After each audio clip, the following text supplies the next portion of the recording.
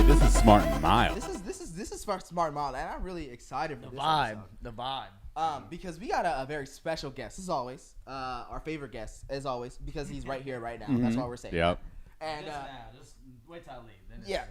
Then not at all. No kidding. They're next. But shout out, we got DJ CoLLaB up in this motherfucker. Yeah. What's up, man? What's up? Glad to be here with my guys. You know the fucking vibes. I mean, wow. You know, this is one of the first times we got us going live on Instagram. So if we make all the mistakes in the world, everyone's gonna see it and record it and send it off to All Def Digital. I'm all about hip-hop and everything. I'm all about naturalness. So if you're gonna see it, you'll see everything, no matter what. I don't give a fuck. That's about what we it. want. It's gonna be tough. Yeah, I like that. No filters. And it's good. It's good because you gotta have very open sourcing accounting. Like the UN it does. And we gotta let everyone know what's happening on the inside and out. You know what I mean? Through it all, don't matter what it is. No shadiness whatsoever.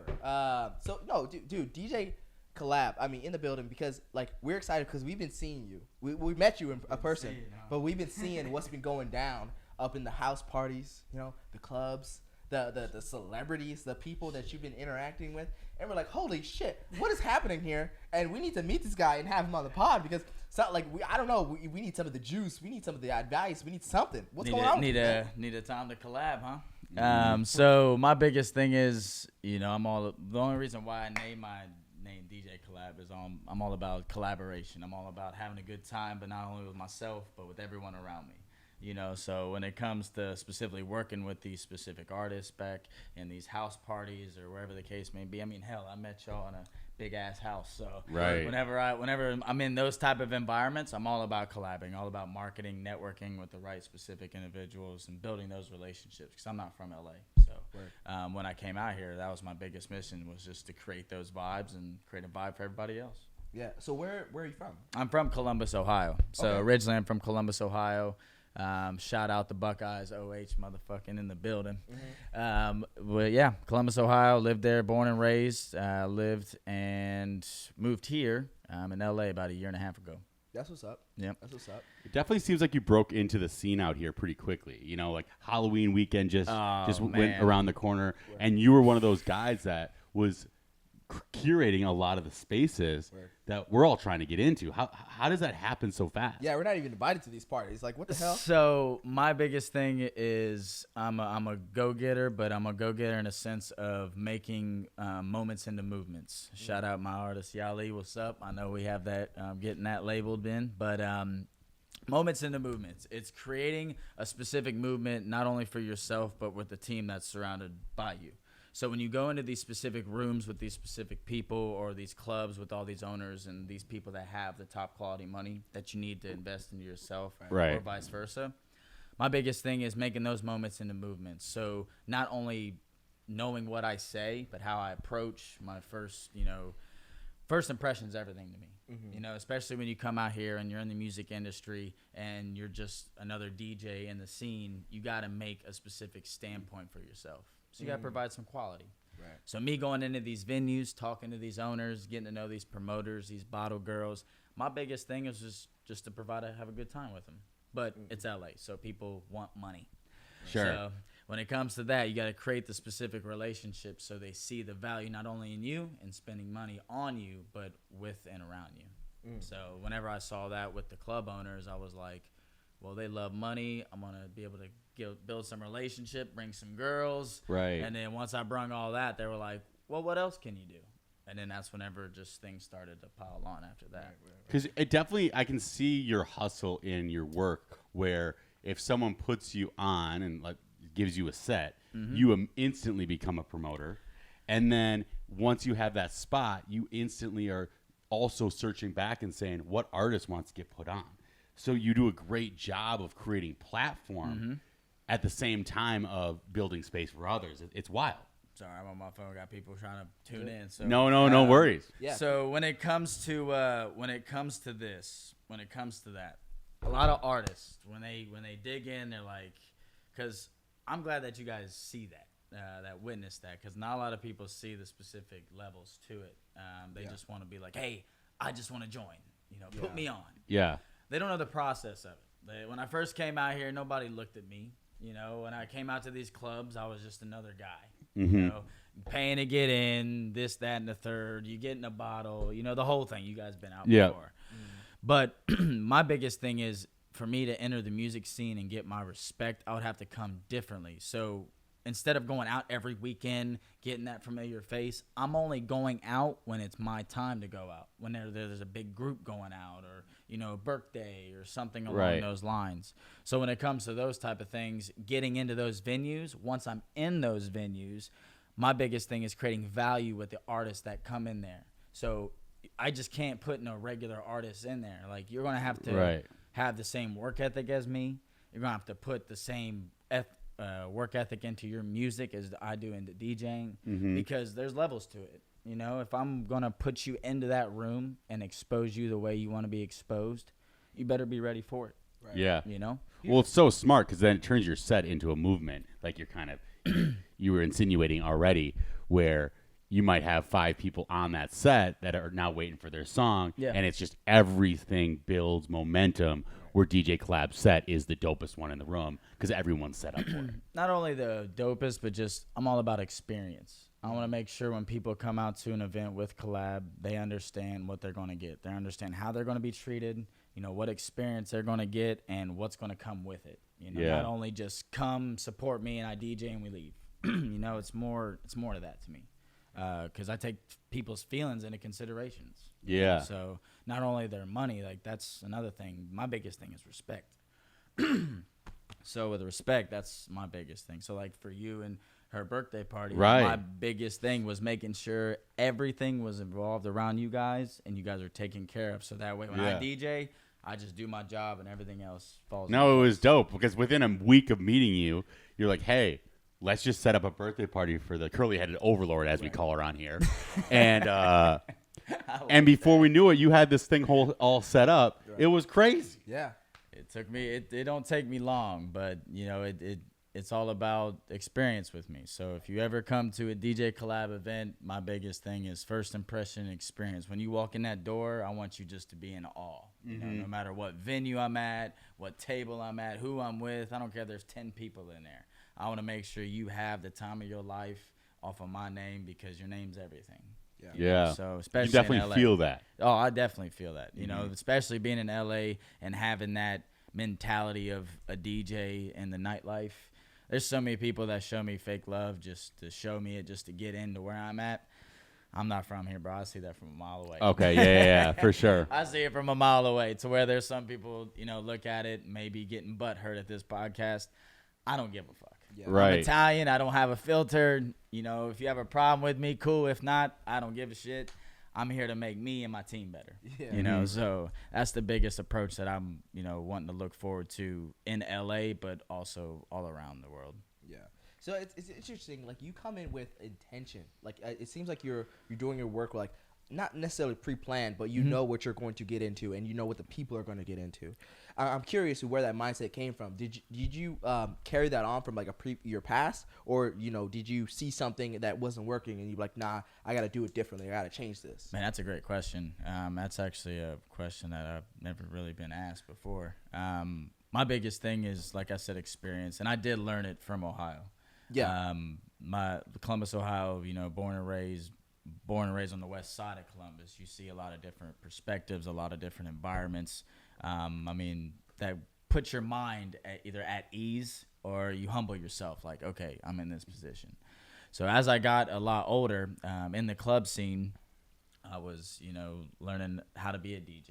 You know, when I was in the Navy, I joined, and I was, you know, learning as a DJ and as a sailor. So That's wild. So That's wild. I was in the middle of deployment, just trying to, you know, go back and forth, you know, doing my 9 to 5 as a sailor, and then just doing what I need to do. So you were DJing all sailor parties? Yeah, I was DJing. So I'll explain it. I'll explain Were it. you on the destroyer just fucking? Like, That's a little bit too much semen in one place, bro. Yeah, it is a little bit too Hold much on, I gotta semen fire in the one missile. place. My bad. I gotta It's fire like, the hold missile on. one time. Excuse me. Hey, there's no blanks though. So when it came to those type of things, I was out at sea on the middle of a deployment because I was in IT and communications. So whenever we had a little downtime, I would be at my rack. You know, instead of sleeping, I would just be like, you know, just reading or whatever. I was like, well, damn, we don't have no music in the ship. Like when we go visit other countries, there's no like little vibe.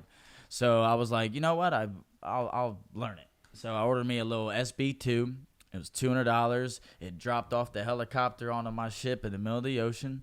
It was in the middle of deployment. That's how Amazon comes in on That's literally how Navy it ship. comes in. Helicopter and all. So you get once a month, maybe 2 or 3 if you're lucky, depending on the ship. Did you feel like your career was dropping in Oh, when man, that I came just down? felt- You're like, motherfucker, this is my career coming on. Everybody gets excited when they see the drop because you get letters, you get your Amazon people. You Okay. get addicted on Amazon when you're in the middle of deployment. You get to spending on dumb shit. You don't know what to spend it on. It's the only spot you can spend your money, right? It's only the spot, and people love to spend money. So I have so many questions they now. spending thousands on deployment.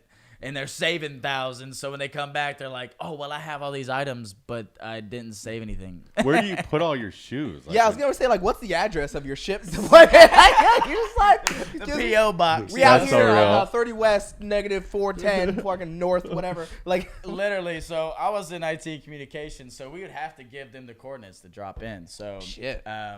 It'd be like I said, there's not like every week a helicopter just comes in. It's like 2 or 3 times a month. You know, if that. No same day shipping out there. No, ain't no Damn. 1 day ship there. So when I got my controller, I already had my Alienware laptop because I would do like little gaming here and there because I was bored.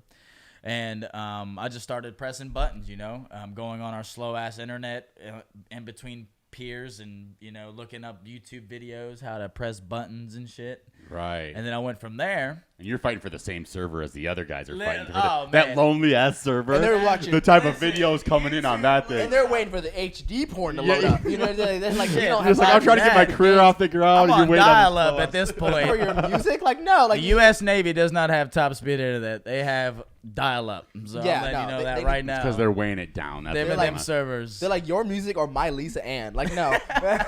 No, son. Sorry, go ahead. No, you're good. You're good. So I started, like I said, I do little peer parties. So when we would pull up to like different ports, like in Hong Kong or wherever we're at, I would just pull up. We'd have a speaker already on the ship. And I told my CEO, I was So you just like, drop a little JBL like that? just and drop just- a little, little Okay. JBL, connect Yeah. RCA to RCA to it, and just sit down and play a little music for everyone. Fun. So there's women there. So, yeah, I mean, come on now. I If honestly everybody was- that's been in the service, there is women on the ship. Don't get me wrong. There's Navy chicks. Yeah. There is some boat hoes on there. You got that's Whoa, that's the Navy whoa. term. That's The next boat up. booze. It's called boat booze. Now I have triple the questions that I had. When Oh, trust me, I'm gonna have you guys all types of questions. See, I always thought that my was- servicemen. The boat booze. You know what I'm talking See, I always about. thought a boat boo was the guy who like just puts a mop on his head and everybody's like, "Let's go." Well, shit. You may get treated a little differently. Yeah, you already got the music, you got the mop on your head, you got the lights, and it starts flickering them. Well, the thing You know? people would love like the environment. They would start seeing me out there just playing random music. When I first started, that sucked. I ain't going to say nothing. My transitions was trash. I did what I needed to do. Thanks, Mom, for calling me. So when it comes to those type of things, I would just be like, fuck it. I'm here to make them a good time. No matter if my transitions are shit. I'm new to it. It's a hobby. It's not my career as of yet. Right. So when I came back after my deployment, I went to San Diego where I was stationed on 32nd Street near the Coronado Bridge.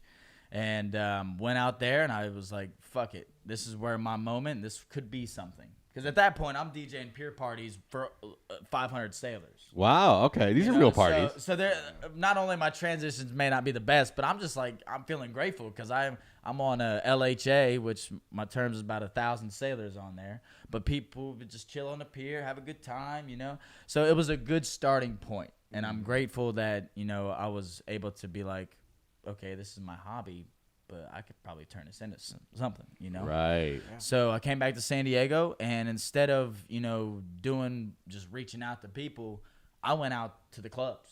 I went out, talked to the bottle girls, talked to the owners, talked to the people, waiting for that opportunity.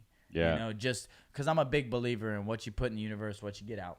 And law of averages, law of attraction, those type of things. If you see enough people, you'll get your opportunity enough eventually.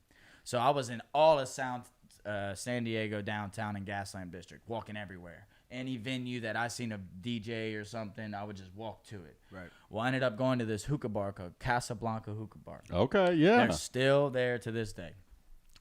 Casablanca Hookah Bar is a 2-story hookah bar. I went in there, talked to the owners. They're super cool. They didn't really have a DJ there. They would just have like DJ nights. Okay. So I was like, well, I want a shot.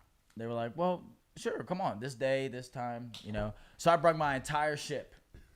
I brought like 75 people. Oh, with me. wow. I was like, hey, y'all, this is my time. Like, this is my shot.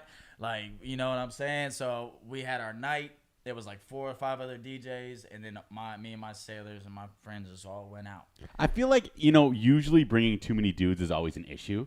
But sailors gives you that. It's the only big group of guys you can actually bring. Yeah. That women are You're going not to going to disrespect. Like, nah, you in our Navy. Fuck. Exactly. Yeah. If it was like You know 75, what I'm just like saying? dudes from Ohio, they'd be like, dude, They'd be like, way too never much. come here's back. Here's Way the too much, table. yeah. You Yeah. either buying the table or you're not getting nothing, you know, because club life in Ohio and LA is very, very different. I'll get into that. But, you know, San Diego really humbled me and really gave me the opportunity I needed. Because once I did the Casablanca Hookah Lounge and he saw who I really brung, like they spent money, even if it's at the bar for hookah, Yeah. it's still revenue. those guys are pent up. So They're ready to go. Oh, they Yeah. like I had my friends ready to buy, but I'm like, listen, it ain't all like that. They're like, oh, well, we're turning up tonight. I'm like, okay, well, I guess that's the way it is then. So that started it all. That's so great. The owners were just like, hey, you know, every 2 weeks, you know, I'm like, well, I'm in the Navy. Like, I can't, you know, this is my hobby.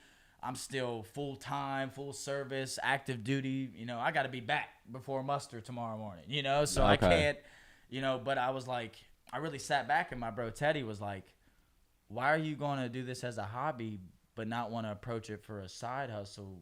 You're not going to get in trouble by the service. And I was like, you sure? Like, I never, like, Yeah.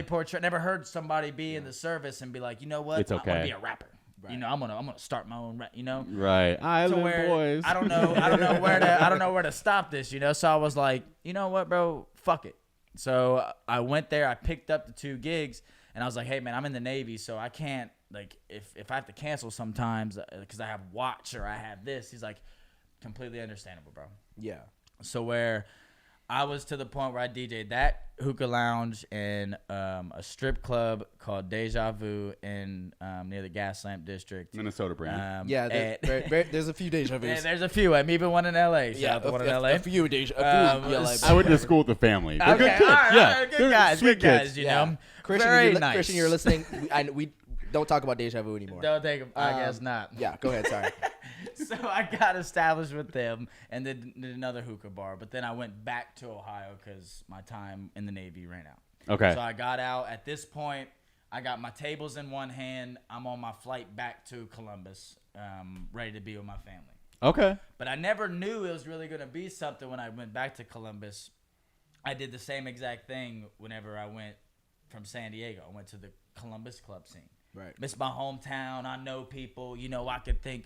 Were you grinding on Instagram the way you were right now? I probably grinded harder than I did before than you see me now. Really? Okay. I didn't have the platform yet. I had to make my way, build my value, and see. But you were still like out Oh, there man, just I'm- every day. I hit. did door-to-door sales for 5 years before I even joined the service. Yeah. Well, like right after I did it, I did EverDry waterproofing sales, and I did door-to-door AT&T sales. Word. So like I know the deep grind of what it takes with something that you like. It's your own. Like if it's your guys, like with Smart and Mild, I'll be in that bitch door to door every day. Hey, my name's, pitching them, Right. seeing, So I did that with AT&T. I did that with waterproofing. So I know the specific business and scale schematics of it. Yeah. So now that I'm in DJing and it's my own business, I'm like, well, shit, maybe I should start working towards that instead of my 9 to 5. Right. Just imagine if I put 110% into my DJing that I do in my 9 to 5 being a manager. So that's when I was like, well, let's go ahead and see what's going on with it. So I went up to the Columbus scene, talked to the promoters, talked to the bottle girls, talked to a couple buddies that knew club people, and I was just asking for a set. And I got my set there. It was at Scully's Music Lounge. It was about 50 people or so. It was, nothing big, but it was my very first one. Yeah. So from then, it just skyrocketed. The process of learning my value in the club scene being a new DJ. Because just like this in LA, everybody, all the DJs want to be that DJ. Of course. Yeah. But they have to understand the process behind it. There's a lot of people, especially when I got back in Columbus, I had to be really humbled. I was like, oh, I'm DJing in front of, You're like, I'm from California. Let's go. I'm from California. I'm DJing in front of 500 sailors. You can't tell me shit. Well, when I go back, they're like, yeah, we can't tell you some shit. So I had to humble myself and really learn the process, and I've gained a lot of DJing friends back at home. Shout out DJ Leak, DJ Hayes. They put me in a lot of specific situations to succeed. Yeah. Leak, he put me under his wing as a new DJ and had me open for him at different areas. And instead of just having them reach out, he just brought me along. That's dope. So I'm forever grateful for that, and with DJ Hayes, because them two run the Columbus club scene. So if you want to go to any lit event, those are the two guys you would want to hit up to be able to be a part of the nightlife and a part of the crowd that you want to be a part of. Yeah. Versus just being that one DJ that just invites you to that one place and you're like, been there, but this guy over here, so that's the type of place I want to be able to create here. That's the type of value I want to be able to create to where when I go back home to Columbus, they're like, nah, he's from Columbus, but he's doing big things in LA. Sure. So that versus, he's in Columbus, but he's staying in Columbus. Nah, I don't want to. I'm very, very versatile. Why did you feel like you needed to come out here? What was that like polling drive? Because I'm sure Columbus has like a little vibe. Yeah, a lot of they these do. like kind I'm not of gonna sit semi-level Midwestern towns are Yeah. kind of dope right now. They found themselves a little bit. Columbus is growing businessly, and you see Ohio signs all over LA. Come to Ohio. It's very growing. It's Columbus, Cleveland, and Cincinnati, the three top, bottom, and middle cities in Ohio. And my manager Brian, he went to Ohio University. Shout out to Bobcats. Yeah. That's the biggest party school in the country. Yeah, one of them, one of the three, easily. Especially when he went to school, it was the top school. So if you can YouTube Ohio University right now, and there'll be parties, thousands of students. Yeah. Halloween, like right now, Halloween, it probably went berserk. Yeah, I'm sure. So post-COVID, yeah. For sure. So those type of environments was an hour and a half away from Columbus or so, right? But give or take, depending on how fast you drive. But so those type of things, I'd be in the Columbus scene. Well, then I was like, what can I do to be able to place my name in other places? At that time, my name was not DJ CoLLaB. Okay. It was Haters spelled backwards. Okay. It was DJ Soretta. That's what it was at the time. So I was like, okay, where's Soretta gonna go now? Now that I'm looking back, I'm like, why did I name myself that? But no, it's got a little twang to it. I'm looking at, and I'm seeing like all of OU, and my buddy Seth, he's going to OU, and I see all these freaking things on Snapchat. I'm like, I gotta get there. Yeah. There's thousands of college students, and I'm just DJing in these clubs open, and I gotta get out there. Okay. So they have festival season. It's called Fest Season. And like everybody has their specific jerseys, and they just get fucked up. I mean, every weekend, Friday, Saturday, Sunday, everybody's out in the bars. Everybody's from dusk till dawn. I'm talking the bars have like dollar shots. Jesus.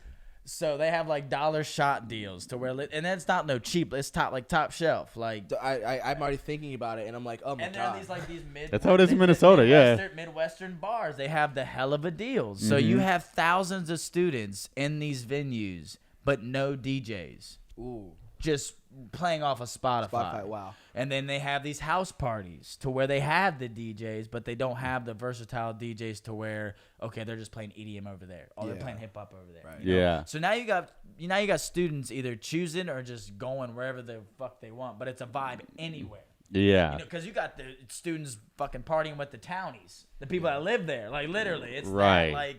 that type of Ohio, type of Southern type of crowd. So when I went out there, I was like, dude, I gotta get out there. So went to Columbus, went out to OU to party a couple times, and then I went back to DJ, and then that's when I was like, oh, this is it.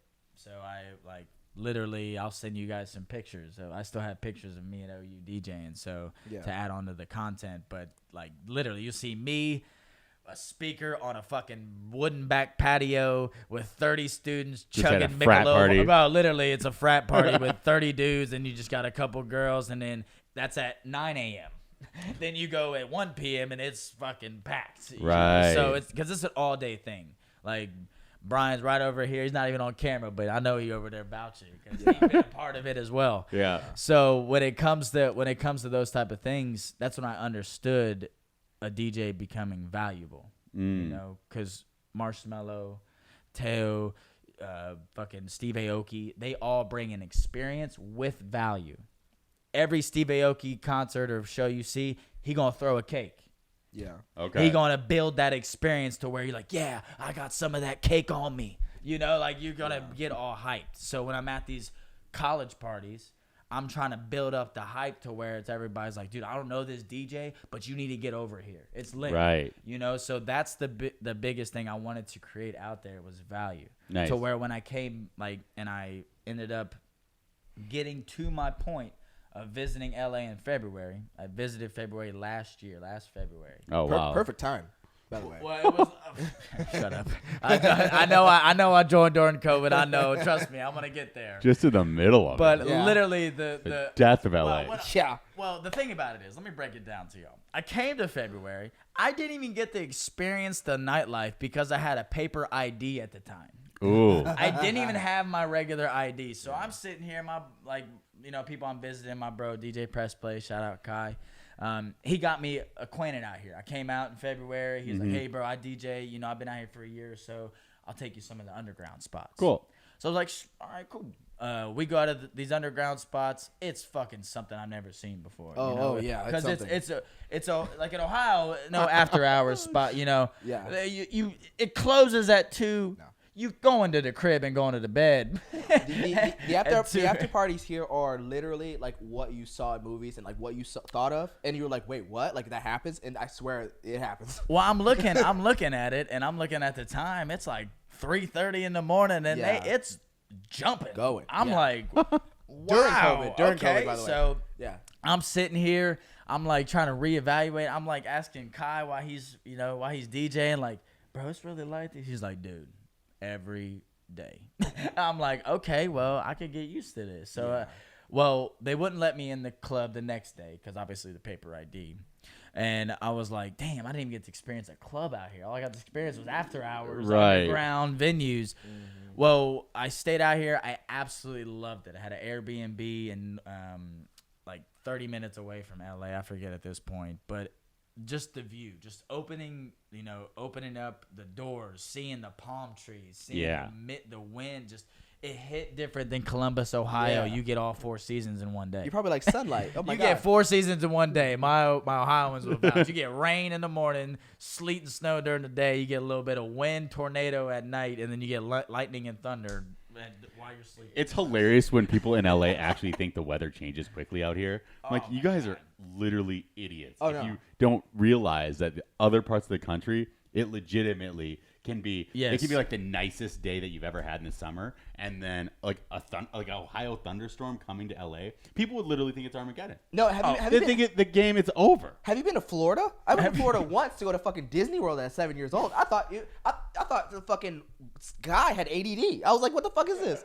I was like, the whole thing is bipolar. What is this? That's the biggest thing to me is like whenever I came out there, I was just noticing. I was like, I came out here, I was like, damn, it really is sunny here all the time. Yeah. You know, it's the weather's beautiful, the people's awesome, the homeless people in their tents are so innovative. Like it's just Innovative. They are innovative. Oh yeah, as we got fuck. innovators right outside. They are I'm telling- innovative yeah, as yeah. fuck right now. We have full-blown engineers as homeless people. I'm telling you, like they should work at SpaceX.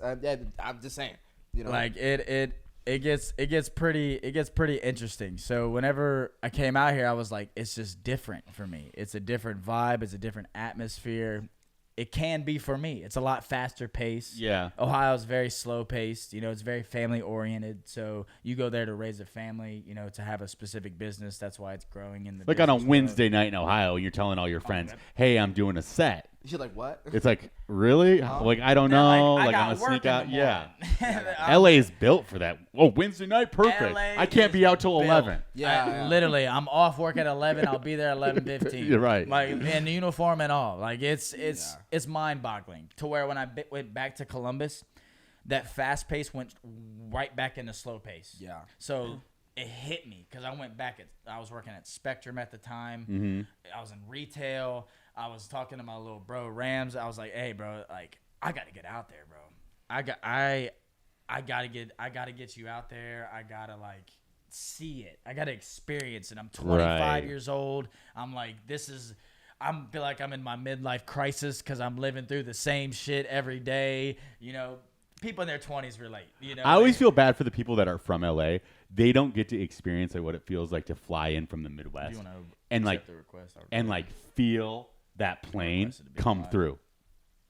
Oh, never mind, I'm dude. sorry. Oh, some No, request. you're good. Yeah, I had somebody request to be in the live, but I just Oh, Sorry, yeah, buddy. it'll just interrupt us. It's No, but like when that plane's dropping in, when you're coming from Ohio, Oh, yeah. like the feeling that you're getting, That's- like piling into this jungle, it's That's different. one of the most overwhelming dope feelings ever. It's kind of worn off me a little bit. I'm like 4 years in now, Shit, but it's crazy. I'm a year and a half in. I get excited. I get Right. a hard on every time I land. I'm just like shit. You're like ready to go. That Spirit Airline 4-hour flight. Shout out y'all. Just stuck in the middle, leaning over the Nah, other bro, I'm passenger. over here, head in window, like looking outside, like can't get over the damn palm trees. And you know? I'm from here, so it's weird. Like when I fly into some place like the Midwest or Louisiana or some shit, I'm like, God, like what have I gotten myself into? I want to go back to LA, like immediately. Literally. Yeah. Like I see it a different way though, because I'm like, well, let's see it this way. All right, Ohio born and raised kid, okay, no specific background in music, just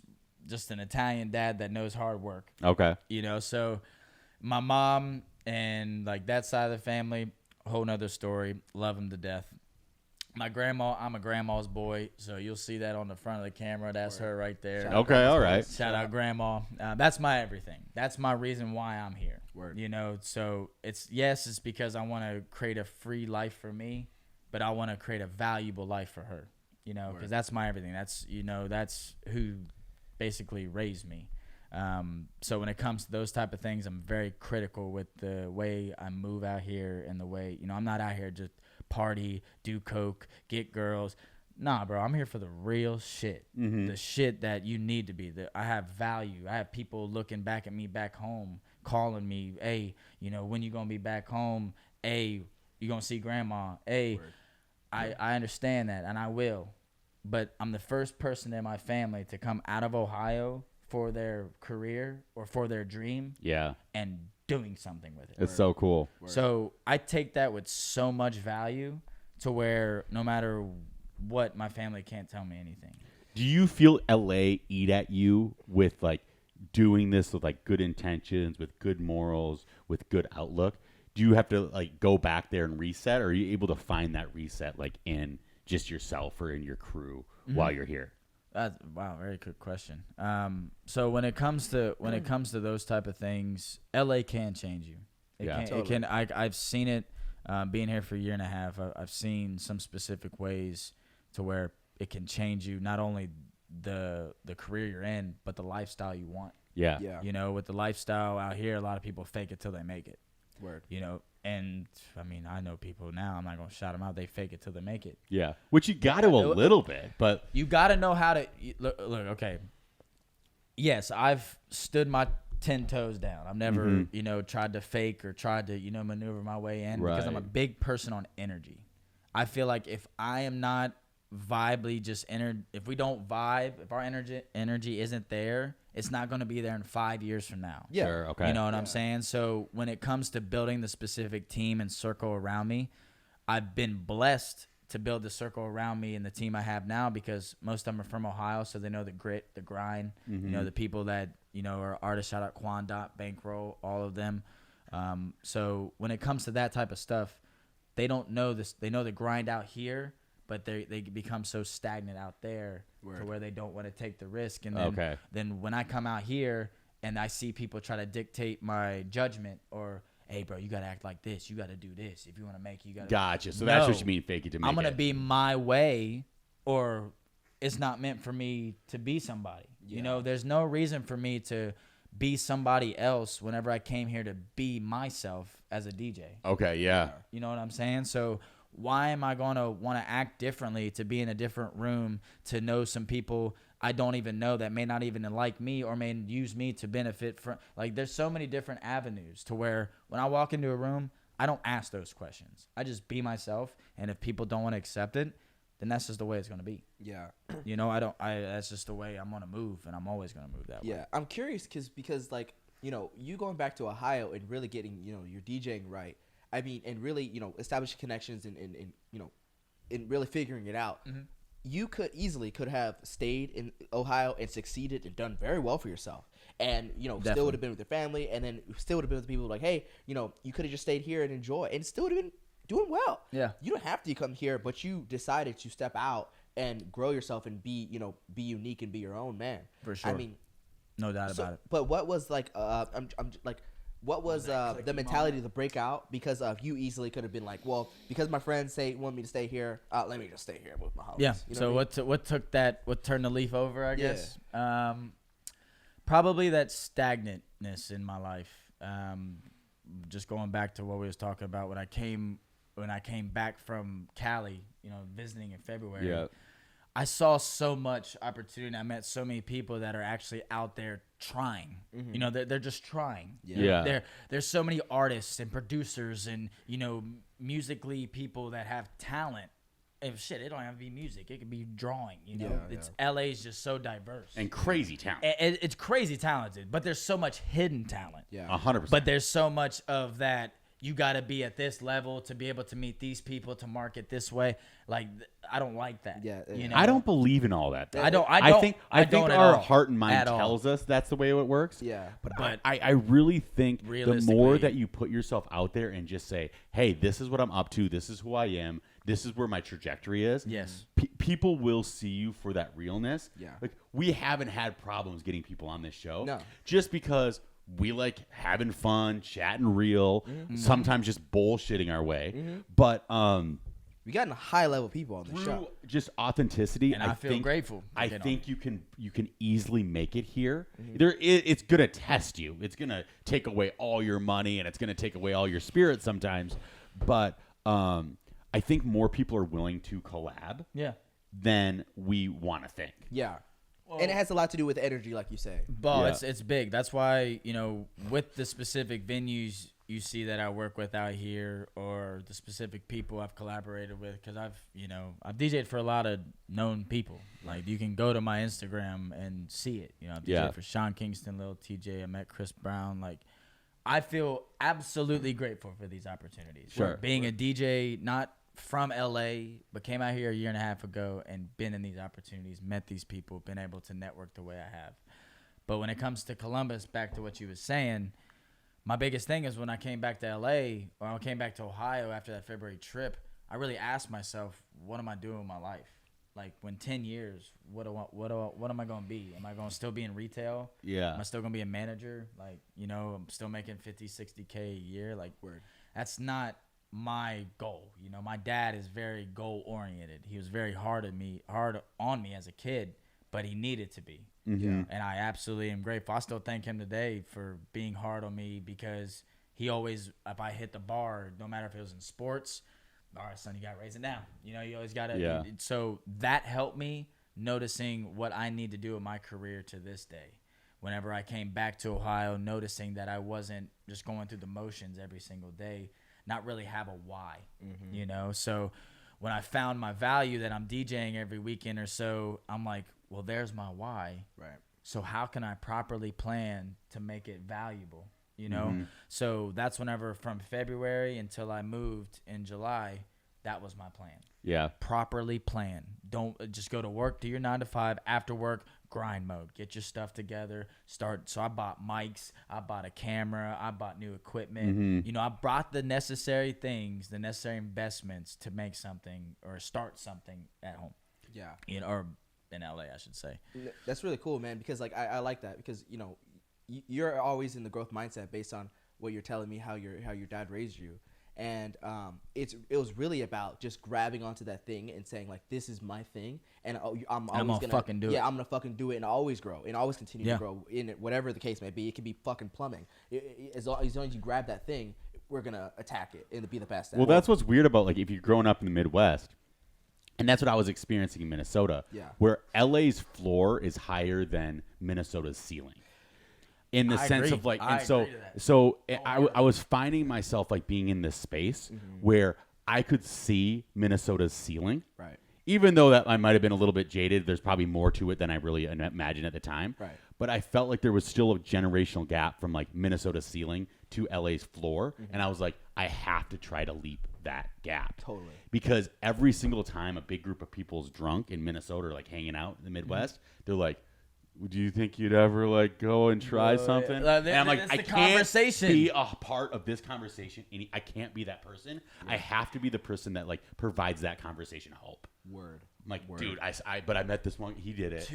To your point, that's why I'm wearing this shirt. Stay positive. There we go. I'm a huge believer in staying positive, no matter if you have zero. I posted a story this morning. I said, I don't care if you got $0 to your name. You're in LA. Look above. If you got a roof over your head, feel grateful. You still have a direction. You know what I'm saying? Because I've invested all of my money. You can ask my manager. I've invested everything I've gotten that he helped me create into my own brand, to where I don't care if I have $1 to my name. I know what value I bring to the next room or to the next opportunity, to where I can be able to change that dollar into $1 million. You know what I'm saying? So that's like the type of like vibe and energy I want to create into those rooms, into those Midwestern rooms. CoLLaB Joe walks in. Yep. Okay, now we got to start talking about goals and get motivated. Right. You have such an interesting chip on your shoulder that's just built on positivity, but it's also like you have a huge chip on your shoulder. People get like nervous around me whenever I'm like too positive. Like, it's pretty like weird. Like that's what I've noticed. Ever been in LA? Like I'll just be so positive, and everybody just like, yeah, bro, who is this? That's dope. Like, but it's okay, because I'm not just gonna be like, nah, bro, let me get mean real quick. Like, no, I have no bad intentions. I came here by myself. I sold my 2004 Honda Accord. I sold majority of my closet and my shoes, and got a one-way ticket and moved into a content house with 14 creators. You know, shout out to Thrive House. So, like, those are the type of decisions I had to make for me. Yeah. But when it comes to all this other bullshit, bro, CoLLaB, Joe, like, I'm going to be myself, and I'm going to stay positive, because I don't hate nobody. I don't have no reason to envy someone or to hate because I don't have something they have. Nah, I'm going to be like, bro, I respect you and your work that you put in. I'm going to meet you there. Right. You know what I'm saying? Like, there's so much hate and so much envy in LA because it's either their work ethic isn't there enough, so they complain about other people, or their attitude isn't there. If you don't have a strong work ethic and a strong attitude, you won't be anything in life. No, word. I would say that because the same conversation you guys were saying happens in the Midwest. I'm from here. This same conversations happens here too. Oh yeah, for sure, on a bigger scale. Yeah, and so I'm from Chino Hills, and the same conversation was happening with me and my friends in the past, where we're like, that would be great if. What if we do this? What if we do that? What if situations? I'm like, dang, like, and I'm sitting there like, dang, the opportunity is actually like kind of here already. And then like it's really just kind of you're in the city of opportunity. When I came here, like, there's so many people I met in LA. It's like, bro, you don't see what I see. Yeah. Like, you don't. I'm from Ohio. Like, I see so many opportunities to do this, that, and the third. Like, you know. So when I came out here, my mind just opened. Yeah. To where they're in Ohio, there's so much consolidation, just like Minnesota and such. So. Yeah. Like, once you reach that gap or that peak, that's just really all you're there. Right. But you just had that peak. I would say even here, though, even like in conversation, in Hollywood, West, whatever you definitely are. levels here, to this shit. You can still be in that conversation of like, what if? Or actually, it changes from what if to, hey, I know this guy who done this, this, and this, and that would be great. Yeah, that's the difference. You just know the person who knows them or something. Yeah, and then you're still like, well, that's a tough spot to be in. You just fucking drown a shot of vodka, and you're like, I wish I could have been. you know. But my Literally. friend's friend is Why also wish? That's what I'm saying. Like, why? I don't. Some people's vocabulary really gets me. Like, why wish? Like, and when it comes down to attitude, that's the thing. It comes down to attitude. Some people don't think that they have what it takes to be somebody because of their family or because of some of the things that their friends say. Right. People at the end of the day are gonna do what the fuck they want to do. Right. But they're also gonna do what you want them to do, depending on what you have to offer them. Right. And I think about that a lot because, like, I even, like, you know, this is something I even thought about today. And if Dad, you're listening, you know what you said. You know, my dad was like, "Oh, you should get a job. You should get another job, right?" And my dad's been telling me this for years, and like, and I love him, and I understand why he tells me that. I totally understand why he tells me that. But I understand my path and like where I'm going is like a job can't fit into that space. It just doesn't work For sure. because I don't have the time for it. And but I get why, because he's more of a security guy. Like he's like, we want you and your family to be secure. But I sit there like, well, that's great and all, but I can always go back and I can always, you know, get that job or whatever. But like I only have my youth to go after my dreams. Yeah, for sure. You only have one time to be youthful. You're in your 20s once. Yeah. Like, what are we talking? It's a different thing if I'm 36 talking about I want to be a comedian. Like, you know what I mean? Like, it's like, let's start now. 36 versus like 26. Yeah, you know, it's completely different. Yeah, because you literally, like you said earlier, by the time I get 36, I'm gonna be somewhere. I'm still gonna be 30. I'm still gonna be 36. Remember, like, either I break out and I'm still gonna be 36, or I'm gonna still be working in the retail store and I'm still gonna be 36. That's what I'm saying. That's why I was like, shit, I don't want to be 36, right? And I'm still in retail, and asking myself the what if. Yeah, like, I don't want to do that. I would rather go through the trials, go through the tribulations, fall on my ass, get back up, scrape the shits off, and keep on going to where when I do go back, even if I 36, I'm back in retail. Yeah, hey, I'm 34. Like, I might be grinding in retail. Yeah, smart and mild. I did it. Give me a smart and mild hoodie. I'll wear that bitch. If we don't get them 20,000 subscribers by the end of this year, we all gonna be back in retail. Hey, I'm telling you right now, everybody, when we post this shit, I need y'all to follow Smart Mild. These are my guys. I'm telling you. They are gonna, man. You may see him in the club with me in the damn DJ booth one day. You never know. So y'all need to come the fuck on. Get them to 20K subs. I can tell you that. So Cam is maybe the world's greatest hype man. I'm telling you, bro, Cam, I will put you. I won't even put you in the booth. I'll put you on top of the booth with the mic in hand. Don't get it twisted. Okay. Yeah, no, this man is wild. Don't get it twisted. No, don't show him video. Jesus Christ. Okay, so don't show this on video later on either. This is private. Anyway, so okay, people, you know, right? Because I'm gonna start from the beginning. Okay. I just recently had stop showing the video. Love it, bro. See what I'm saying? I love that. Look at him hyping. Look at him hyping. Get the hype up, man. That's what I'm saying. See, that's what I'm talking about. I recently bring that energy. I'm trying to become more like normal. You know what I mean? Like I'm trying to become more be yourself, like, sophisticated to some level. You know what I mean? And I can be crazy. We are supporting growth. We don't always want to be just wild boys. No, we have to be better. We have to be better because like we got to fill in the gaps. Because if you're too wild all the time, then it's wild and it's fun, but it doesn't really go anywhere. But like I want to be like more sophisticated and like, you know, figure out like what we really want to dream. And then, like, you know, we'll party. Don't get me wrong. We'll go My there. favorite part of the night is when the owner of the club's looking at Cam and they don't know to kick him out or pay him. Oh, damn. All right. They're like, wait, so. Oh, damn. Who hired you? Yeah. Nobody hired you? I just showed up. We need I just showed up and I'm like, sign the contract right now. It's like, kick him out and give him $500 and get out of here. I know. There's many times I should have gotten paid, but whatever. Shit. It is what it is. But, you know, I met you at a party where we were getting a little wild. And that party was a little fun. And you should have seen what happened afterwards. But whatever, we'll talk about that after. That's another day. But you know, we're in the world of like people trying to make it. We're in the world of like people influencers. People trying to go 1,000. We're in the world of a one video world. One video can change your life.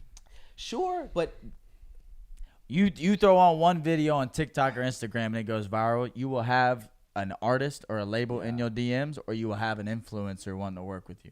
Yeah, but or a team. But you know what I think about Island Boys. Prime example. He made one video of Island Boy, and now they are all over. They took a picture with Drake. No, and that's important. Like it took one video of them. Now they got Halloween costumes in a matter of a week. And they about to have their own podcast. so probably. I happy thought I though. saw Island Boy the other day at Halloween drunk. I could have swore it was him, but I was too drunk to realize Bro. it wasn't. But like it was like, hey, he's Island Boy.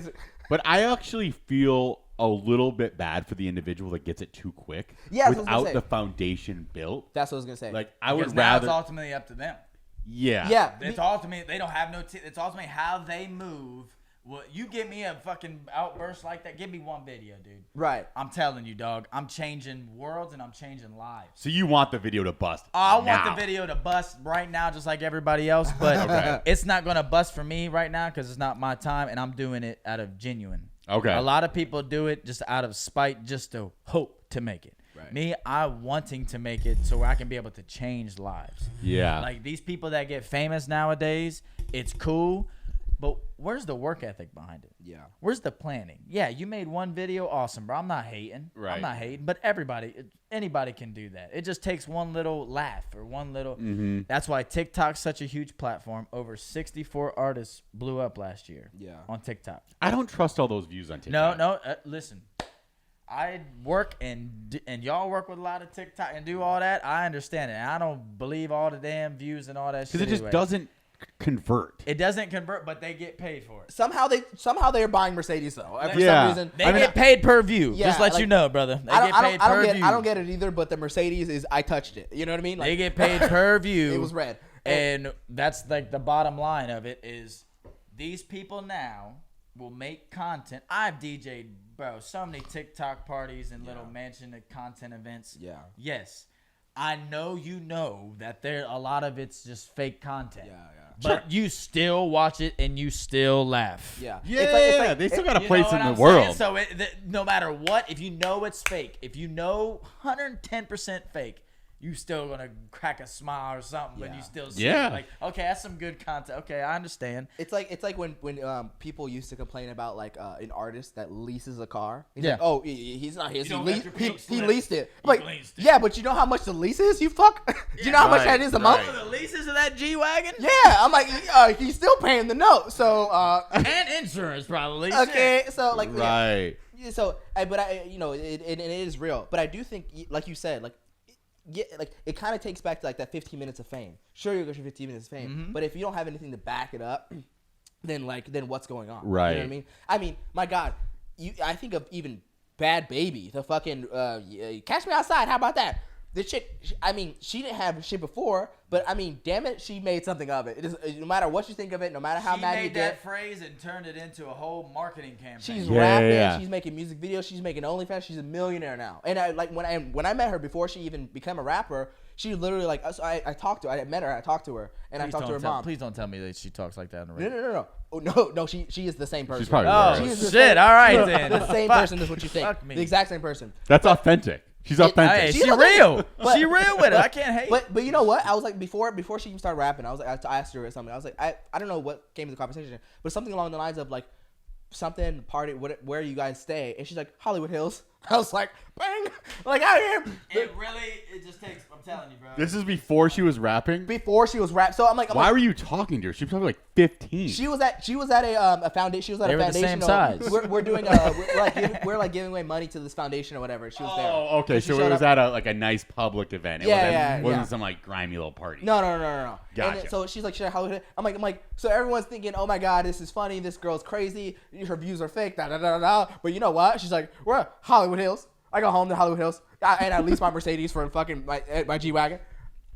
Right. You gotta pay the note. I mean, sorry, You I don't got have a that. little hype over that. No, that's why I don't hate on the fact that the views are fake. I don't think that's a problem. I just think it's this weird. I have a conspiracy theory that they're just like I don't know what this they is. They. Are just like Them. trying to like waste our time. Yeah. With, like pumping fake views. So then you like create it into a job, but in a weird way, these individuals then get to actually create a job out of it. Right. So before you know it, it becomes real so quick. Well, Right. they create the. I mean, they fake it till they make it. I mean, Yeah. But they market it different. You know, they don't like you had her right. She had that one phrase on Dr. Phil. Mm-hmm. That one phrase, everybody made fun of that phrase. Yeah. She didn't get mad. She took all of that publicity and shot it right back out at y'all. ate it. Yeah. And that is a marketing genius. I'm not, and people may hate me on this, but 6ix9ine, marketing genius. Word. 100%. He could be, you can label him a snitch all you want, but that boy blew up off of y'all. Yeah, and he's not in jail, so He's not in jail, and he riding around with Steve Will Do It with no security. Yeah, no so security. So it's like no security, no nothing. And look at him; he could walk into any hood. Well, that's what proves that the hate is not real. The hate is not real either. So It's, everybody it's hate loves in the the moment. comment. Yeah. Everybody loves the hate in the moment. Oh, everybody hates him. Fuck it, I'm gonna jump on the bandwagon too. Yeah. You know what I'm saying? So, I, at the end of the day, people are gonna get labeled what they get labeled. Word. But you can't change what happened to them. No. Like you can't change that. 6ix9ine has 6ix9ines all over his fucking body, but he has millions of hits that people listen to still to this day in the club. Yeah. I'm a DJ. I hear it. Yeah. Hell, I play it. Right. People Yeah. like when I play BB with fucking Bad Bunny and 6ix9ine, best believe girls are in that bitch singing. Yeah. Right. That's just like this. It's just the way it is. The same people that would be hating are actually sitting there. They just subconsciously don't Listen, even realize. bro. Like they're like, yup. Nobody is gonna like if people are gonna get canceled, like canceled in this world. There's a lot of soft in this world, like yeah. that. You know what I'm? Especially in LA, Yeah. there's a lot of soft. Like people don't know the actual grind it takes. They just want the opportunity because they know somebody that helps them get to where they get to go into a room because they know so and so. Yeah. There's so many of that I see all the fucking time. Even when I'm in the club and I'm DJing, in the middle of my set, I'll have people like texting me, "Hey, bro, I'm here.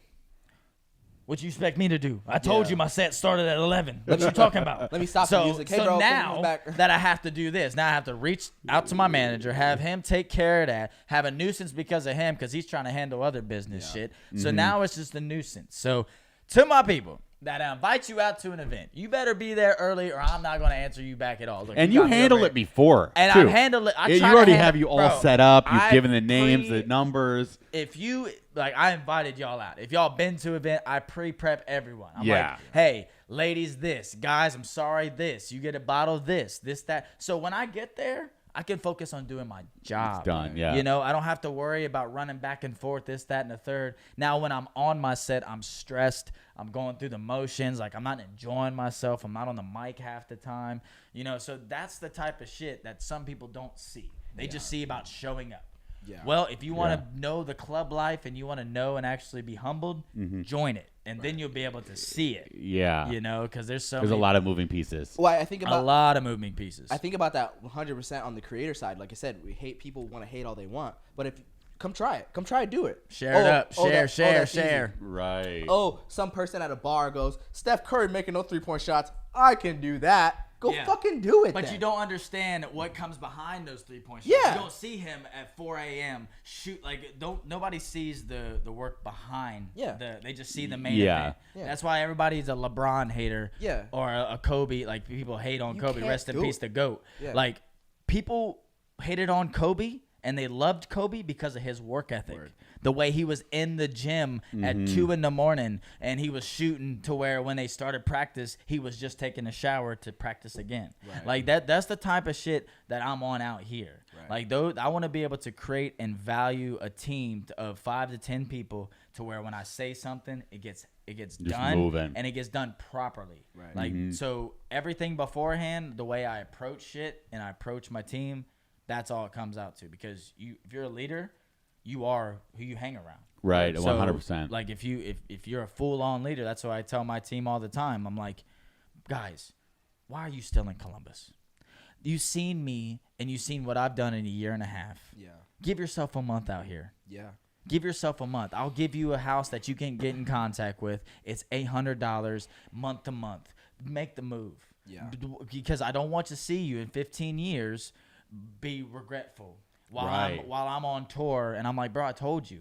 Right. You know what I'm saying? Because I have 5-year goals. I have 10-year goals. I want to be able to get somewhere and to be able to do something not only with myself but with my family. Right. Like I have half of my family going to be watching this. Like that's the type of shit I want to be able to get involved to where when my little 18-year-old sister going to college right now, she sees her big brother doing big shit. She's like, I want to do big shit. Yeah. Right. And it versus like those little family homes like in Minnesota or Ohio where it's like they don't see the opportunity because they have nobody around them that gives them hope. Yeah. Yeah, well, they know it's available. It's that one little step. And what's so interesting, even if you did just come out for a month, that gives you so much traction if you do want to go back. Yeah, because this isn't for everybody. gives you direction. But at least it'll give it that monkey off your back to be like, dude, I actually went out there. I can do it. I vibed. It was nice. But then you go back to your other spot and you'd be crushing it. Oh, because you would just have a little bit of that residual effect. 100%. Like my big brother, he was in prison for 2 years. He's watching this right now. What up, bro? He was that's my biggest person that I was on his ass. I'm the little bro. You know, I had to be little big bro, but at the same time I never gave up on him. I never gave up on you, fucker. And he knows it. And because at the end of the day, everybody else shut him out. Word. Because he had a misdirection in life. He had some obstacles. Right. He got involved in some things. It's okay. Mm-hmm. I never hated him once. Right. I may have disliked some of the decisions he's made, but that's my big brother. That's my blood. Like, I always have his back. Just like I know he has my back. So whenever he got into prison, that was his time out to sit down. And then that was my time to talk to him and be the big brother. Listen, motherfucker, it's time to get your shit straight. Yeah. So now he's out. He has a family.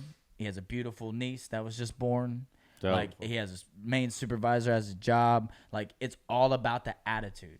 So that's whenever he was in there, he realized like he needed to change his shit because in 10 years he didn't want to be on that same road. Yeah. So that's my biggest thing. I didn't want to go back to Ohio. I didn't want to go and be 10 years down the road in the same position I was in. So when I came out here, I said, fuck it. I'll give it a month.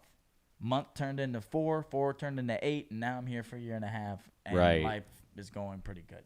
Yeah. Taking that shot. So it's all about taking that risk. Like, there's so many people in my hometown, especially in the west side of Columbus, they feel like they're stagnant because they're forced to be. No. If you just take a little bit of initiative and a little bit of hard work and a little bit of resiliency, you can change your life. Yeah. Year and a half, I've changed my life. Yeah. From waking up in a fucking futon with the TV upstairs and an all creaky ass house in the west side of Columbus to now I'm living in Hollywood. Because I'm all about like growing old and getting fat together in a relationship. But sometimes in the Midwestern towns, they'll put 50 pounds on in a year. It's like, quick. You're just getting too fat, too old, way too quick out there. Too much cheese and milk. Well, that's the thing, because they have nothing to do. Like, LA, you got so much you can do out here. Like, you wake up, you go to the beach, you go, you know what I'm saying? You waste all your time real quick, guy, help him with his tent. You can do what the fuck you need to do. In Columbus, it's like people work their 9 to 5, and then they're always like, well, what's next? Well, then you have the same clubs that I've spun at. They go every single weekend, so it gets stagnant, it gets old. Like how many times can you go to the same place? Same place, knowing the same damn people, so on and so forth. I've been going to this bar for 30 years. I've been going to this. They got my damn drink named after me. Yeah, like what? Or the You been little here like for so long, you got a drink sometimes. named after you? Give me the regular. You got a whole damn drink named after you. Been here for so fucking long. So like I love it. Even when I was in high school, when I was in high school and I did sports, that was the start of something that I never even knew to this day that I needed to have with my dad. Like, he always raised that bar, Sports, because I played basketball, baseball, and football. So all year round, my dad was like, all right, here's your glove. All right, here's the football. All right, here's the basketball. Let's get to it. My bro, Johnny Quinn, that's my best friend. That's my brother. I've known him for 15 plus years. That he knows like the sports that and the time type shit we had to do, but like he was one of the first person I told. I was like, yeah, bro, I'm gonna make this move and I'm gonna see what the fuck I'm gonna do with it. That's awesome. And, while we're smoking a backwood. That's right. Shout out my man. You know what's up.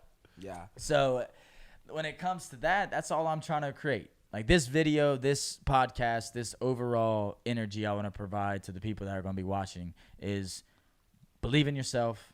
Don't take the first no for an answer, and believe in resiliency. You know, if you can believe in those things and believe in your attitude and the way you approach things, I'm telling you, bro, you'll go further than you ever expected. Because I don't go into these venues, into these owners, into these other people saying, oh, yeah, I'm a DJ. I'm from Ohio. I'm lit. I've DJed here and here and here. Nah. I know I have. that They sucks. don't know me. I don't know them. Yeah. So it's like, okay, I appreciate the opportunity. Let me show you what I can do. So that's when I pop the flyer out. That's whenever I get specific things going to where when I come out, we all have a good time. They're like, not only he can DJ, he can bring up some people. That's a good crowd. That's dope. You know, like that's half the battle right there. If you're a DJ in Columbus or any other city, know your value. Don't just go up there and expect you're just going to go up there and spin some tables. If you're trying to get that opening set, if you're trying to get that headline set, you're going to have to put the work in on the promotion half more than anything, because to these new club owners, to these new people, they don't know you, so you have to show them who you are. And you also have competition. It's not like there's so much like you competition. played here, and there, but their competition played there, and here. Like, So it's much like, competition. Yeah, I do you know, when asked because people are very afraid to take that. We're talking a lot about like, you know, taking that risk, but people are afraid to take that risk because they're afraid to fail, right? Yeah. But like, and also like we talked about how unfortunately people are preying on your downfall, on that reality of things. Definitely. But it kind of comes down to resiliency of you.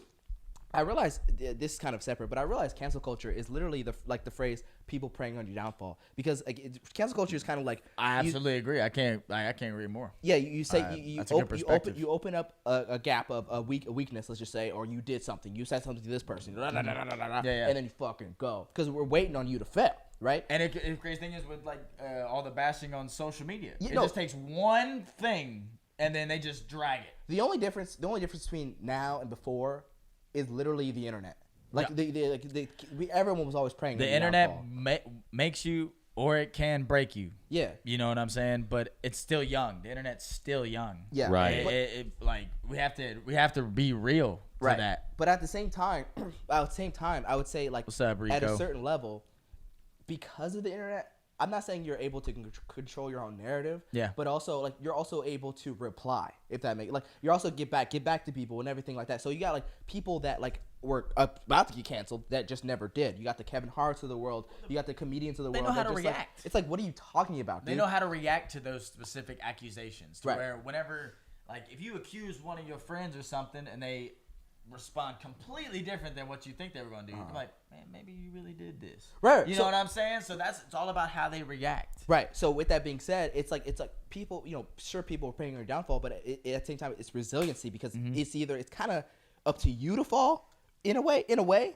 but like if I throw something at you, Yeah. or you can punch me back. Well, it's about how but like I said, resiliency. Like Yeah. there's so many people. Listen, I haven't talked bad blood to anybody in the music industry since I've been out here. Nah, I will never. I'm not that type of person. The only thing I'll probably confront you about is your work ethic and the way you talk. Because if you talk and you walk completely different, I'm gonna say something. Yeah. You know. So when it comes to these other DJs and the other specific rooms I've been in since I've been here, I have read some weird energy. Sure, You know, sure. I've been in some rooms to where it's like, dude, you show me so much love when you see me out on the tables, but when I'm in a little house party, you don't even know who I am. Oh, okay. So it's like there's a lot of that because at that moment in time, I didn't bring them no value. Right. But it's okay. I don't hate on those type of people.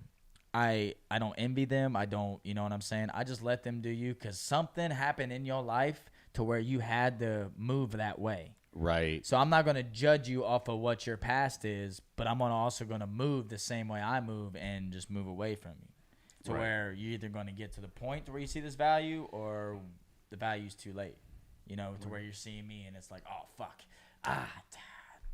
I know him.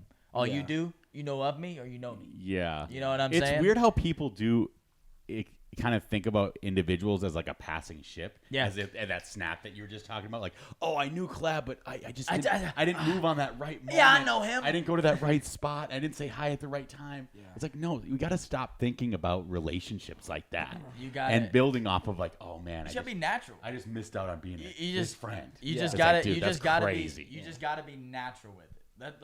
That's the biggest thing. I go into every room. I don't care if Drake's in the building and Chris Brown and like when I DJ'd for Sean Kingston's party, his 4th of July party, there was so many fucking celebrities there.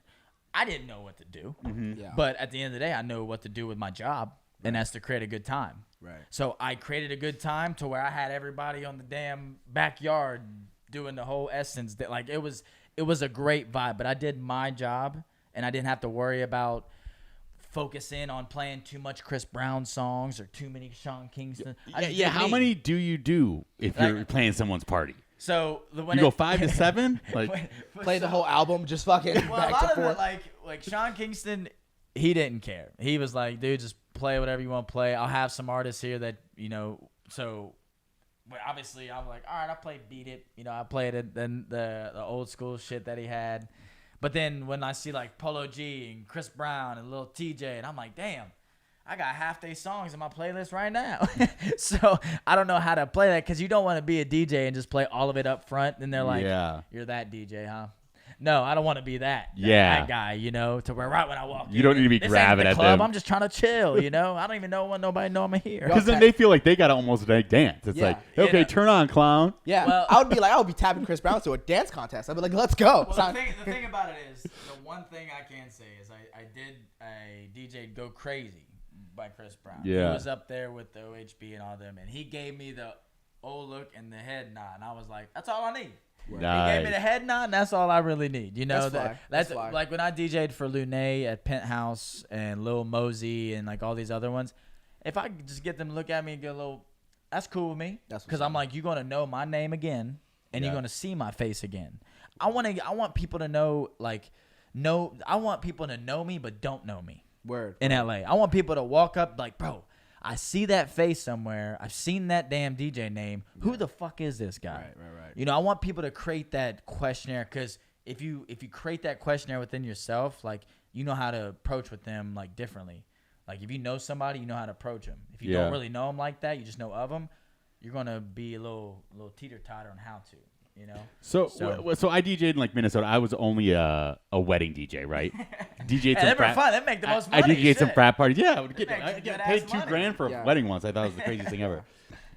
It was always 10 p.m. was like when I wanted to it to be the main spot. Right. But when you have a party that starts at 3 a.m., how do you time your set with the energy of the place? So I'm a big crowd control type of guy. I read the energy of the room. Like I said, I'm very big with energy. Okay. So throughout the night, with my specific sets, my manager Brian will, handle what he need to handle. But me, I'm a facilitator. I will look back, and he's big on collab vision, the perspective of a DJ. That's my biggest thing I'm going to be able to create is, with my YouTube channel coming, is the perspective of a DJ, day in the life. Okay. Of night blog. If I'm DJing Chris Brown or somebody's party this night, this is what you're going to see before I enter that venue, before I enter that house, So that way people see the background of not only being a DJ, but being a full-time DJ in Los Angeles. The preparation. From Columbus, Ohio. Gives them hope. Yeah, I want somebody from Columbus to see my video and be hopeful. Like, hey, I want to be in the music. I want to be a rapper. I want to do it. Yeah. Everybody wants to be it, but don't know how to move it. That's why a lot of artists know a lot about the music, but they don't know how to push their music. That's why they need a manager. That's why they need a team. That's why they need a publicist, A&R. That's why A&Rs are made, so they can introduce people like that to be the bridge. Like, I want to be the entire bridge to where when you're with CoLLaB, you're collaborating the right way. You get right exposure. You get right marketing. You get the right value to where whenever you get to that next room and next studio session, people are hitting you up because you worked with me. Right. That's the type of value I want to be able to create. Yeah. The DJ CoLLaB. I want to be able to not only be hands-on with my music, but be hands-on with everybody and their energy. Got it. So you actually are going to do more music producing over time? Producing, Yeah. Okay. I'm doing more. I have a song that I executively produced myself. It's called Difference. It's on YouTube right now. It's by our artist Quandot and Red Cup Nation. It's produced by them. Okay, They work cool. with Diddy. They work with some specific artists. Shout out my guys, Red Cup and Girls Love Vonnie. What's up, Vonnie? But yeah, that was my very first single. I brought everything together. Me and my manager Brian, we did a whole plan behind it of what to do step by step by step. Not just got a camera and just went out there. Yeah. No, that's not the way you approach specific things. You have to be able to properly plan to prevent poor performance. Because that DJ CoLLaB truly is like a master collaborator. He's essentially. He's the collab. Yeah. Like I'm surprised his name's DJ CoLLaB. I'm surprised he hasn't took that much. Yeah. Right. I see what you're So saying, because when you hear his name, you don't even have to see his fucking face. Yeah. You know who it is, what he comes with, and what value he brings. Yeah. That's what I want to be able to create, being from the west side of Columbus, to where everybody from Ohio, when they hear CoLLaB or they hear that type of person, that brings value to where they want to work with me to better themselves out here. Yeah, because DJ Khaled's always like, how did he get all these people to agree? Literally, To, like, how sit you down in get the 6 same artists? row. Yeah, How you get, bro? He had like 30 artists on his album. Like, how you get all those people, man? Like, Jesus. And I bet half of them did it for free. Right. Yeah, I guarantee you they did, because of the marketing platform. I want to be able to not only be a DJ, but hold a promoting platform to where every single artist wants to work with me because of the value I bring to not only them, but to their team.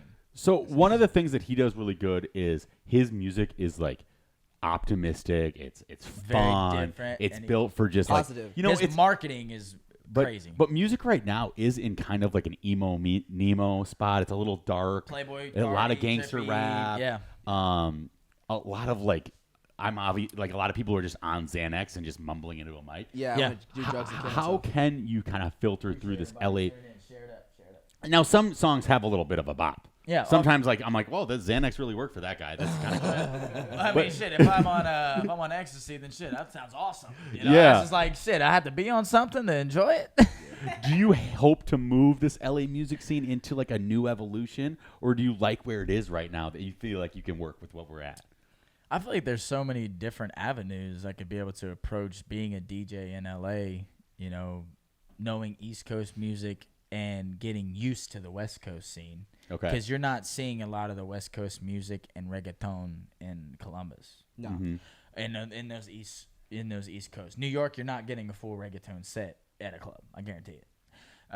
But those type of LA is so diverse, so I feel like the direction I would want to be in with the music is all over the place. Okay. I say, because if I'm wanting to be able to collab, I would want to be able to collab with value. But if you're there and you have value, I don't care what genre you're in. You know, Yeah. if I respect you and your work ethic, and it's rap or if it's pop or EDM, Yeah. I'm gonna respect it and I'm gonna make it. You know, I'm gonna make that song with you. I'm gonna work with you. I'm gonna be able to do something with you to be able to show my respect that you are where you're at, but you've also done it the right way. That's dope. You know, because I see there's a lot of like don't get me wrong, there's a lot of venues that I probably wouldn't DJ at, like underground parties and such, just because that's just not my vibe. You know. Okay. Like the underground rave parties, like It's just too jumping. EDM-y for Well, you, I or love what? EDM. Don't get me wrong. I'll DJ an EDM all day fucking long. I'm just Okay, talking okay. like the Playboy Cardi sets and stuff, like jump mosh pits. I'm cool on that. You know, I'll sit my ass on the stage and let them mosh pit all day long. Okay. So, but if the money's right, I'll fucking join. I mean, that's just the way it is. To where whenever there's something going on. Thank you. See, my man, teamwork make the dream work. Everybody, thank you, my man. I appreciate it. He even got the charger going. See, make sure y'all share just because of what he's doing. Thank you. So when it comes to those specific avenues, I don't know what my manager over here would say, but I'm pretty open to everything. Okay. Cool. As long as the value's there, I'm willing to do in that motherfucker. Just like Lil Nas X ventures out and all these other. Yeah. I'm still waiting for Arabic trap to pop off. Word. I don't know if you Give heard me much some Arabic Dubai trap. I'll be Dude, that it's bitch. dope. It give me the biggest thing. Now that you say that, I think the biggest thing I could probably bring up is beats. So the biggest thing with beats is a beat can give you the opportunity. The way you flow on it helps the opportunity. Like So to my artist, the way the beat hints, I'm telling you, you drop a beat in the middle of a club, just a regular beat. You give them 2 different beats, like a reggaeton beat. They're going to dance to that no matter what, if there's lyrics or not, because they Right. love the beat. Yeah. You give them, like, I don't know, like a rich motherfucker trippy red beat. They're going to jump in the middle of the mosh pit because they love the beat. They don't care what you say on it. Yeah. So Mumble rap proved that. So They're like, mumble oh, rap- these white people aren't even listening anymore. Yeah, not even at like all. literally, like it mind boggles me, but it also understands value. To where Yeah. when I do see an artist put in lyrics and it has a good storyline and it's not, it's a good beat, but it's not that jumping raving beat, Yeah. but the lyrics behind it is a great story. You're flowing well. I'm gonna give that fucking song a shot. Yeah. Right. And I'll play it because I want people to get to know. I don't like where you gotta have a fire beat. Like, I miss the lyricist. I miss the lyrics to where when I'm growing up and like run like those type of specific Eminem. Like I miss that. But nowadays it's more of the beat. Yeah. It's more of the journey of the beat. So when you say the Dubai, give me a Dubai up tempo beat and let me have an artist from LA hop on it Yeah. and see what And we're happens. bouncing. And Lily bouncing just because you played in the club in front of all those speakers, they're gonna be like, "What the fuck is this?" Like that song. What the fuck was that? Like they're gonna be like, "What the fuck?" I was actually thinking of Like- just that song of mumbling, and you don't know what he's saying, but you like the beat. Like it was like because literally in the beginning of the song it was like no and then he's like, Literally. what the fuck is that? And he's just like dum dum dum dum dum. And What he's the like, fuck it is was that? And Like, like, I play that in a song, and that's the only three things I need to hear. And everybody in the crowd, what the fuck is that? Like literally mumble. And in the then beginning. next thing I know, I'm worrying about my next song I'm transitioning because the song's already over. I'm over here like this, Right, switching right. over. Like I'm over here trying to specifically figure out the next thing. But music, I've always had a thing for specifically music. Like I've always had an ear. Yeah. You know, to where it's like, see, if I was this, I'd be doing this. So when I became a DJ, I wanted to become more of a crowd control. Right. I wanted to read the crowd. You give me the first 100 people in there, I'm going to know exactly what to play, how to play it, and be able to get the crowd moving to where the next DJ or the next performer, you don't even got to do nothing but just show up. Yeah. Do you know? do you have like being a DJ? Because I've DJ'd at elementary school parties too myself. Well, you DJ'd this weekend too. I did DJ the weekend, very drunk. It was Ah. fun, and everyone liked it. You know, I'm a good Spotify amateur DJ. Trust me. Yeah, we we got did you. 12-second crossfade, Have and a, that's li- it. have a Yeah, little yeah, that's all smart, you got. mild DJ podcast, you know? Shout out. Bring the tables, huh? Yeah, just make sure the Spotify is premium, and we're good. You know? But no. What sometimes as a DJ you make mistakes. I realized by transitioning to the wrong song, like you transition on the wrong time, like to some song on the wrong time. What are like have you learned is just like it's just a full blown no when it comes to like transitioning to a song? Full-blown no-nos. All right. Is it genre switch? He's not giving up his secret sauce on Smart Mouth, I'm is telling he? you the not the right part, the wrong part. The wrong part. Yeah. Yeah, so he's not going to give us his main A drop. lot of the things I see a lot of DJs do is they don't let their song write out. They don't let the song specifically write out to where they'll play the Bobby Shmurda song where you're just hitting your dance, right? Yeah. Well, they'll play that, but they won't play it to the specific. They won't play it all the way through to where the parts where like, what the fuck is that? The main part. They won't even let it play through until that, and then all of a sudden you got people like, bruh, That's annoying. I don't want to play Roddy. I don't want to hear Roddy Rich. I want to scream, this, that, and the third. Like Right. that's the type of shit that that's why I love crowd control, to where I love that face of like I want to be able to create collab vision to where I have a fucking monitor behind me, and you just find different people's faces and reactions. Right. I just want to create that to where people are like, "What the? Did he really just do that?" Right. Like I want to see people that were there because I've seen it so many times where I'll play one song, they're vibing, they're having the fucking time of their life, and then I drop it perfectly to the next song, and they're like, "Holy shit!" And then they just get fucking more turned. So right. there is timing to when it comes to those type of things, but you gotta let it ride. You gotta be able to know when those cue points are to be able to stop it or transition. No, totally. Because I've been in a situation, and DJs do that all the time, and that is extremely annoying when they just don't play like the right part of the song and switch it over, Nope, and then they'll like play the melody. Yeah, play the melody, whatever. And like the new Baby Keem Kendrick Lamar song, like Or they're someone- scratching over the best part, and you're like, No. realize this person put their whole life into this track. Yeah. And you're like this. Or loudly just DJ Bo. Like, bro, you're get the bitches in the pool, just like you're literally having them sing the lyrics and they're trying to say your DJ name at the same time. They're It's just not gonna getting in work their out. way It's not of it's themselves. not gonna work out. So yeah, like, that's very annoying. DJs with ADD, very annoying. fuck that. Yeah, because I was always wondering because like when you're transitioning the connection to a song does that have something to do with maybe the timing of the one song from the next terms of like the memory or like the era or is it a BPM BPM like you're switching off based on BPM or switching off of like era, time, Well, the mode? A lot of DJs, they transition off of BPM. They try to stay within the certain beats per minute. So if I'm in like 67, I want to stay in 67 and just go up. Right. But me, no, I'm all over the place. I'll throw a 72 BPM Pooh Shiesty song, and then I'll throw that bitch back with, you know, a 120 upbeat song, and then all of a sudden you're going from this to, oh shit, Right, you right, know. right. So like that's the biggest thing. I love creating that moment to where it's like, damn, this is a good time into a great time, Right. you know. So they remember the DJ when people doing that. I feel like it's easier to go up, but like how is that like? Because you always eventually have to come right back down. Oh yeah, literally. So like how like that transition of like, do you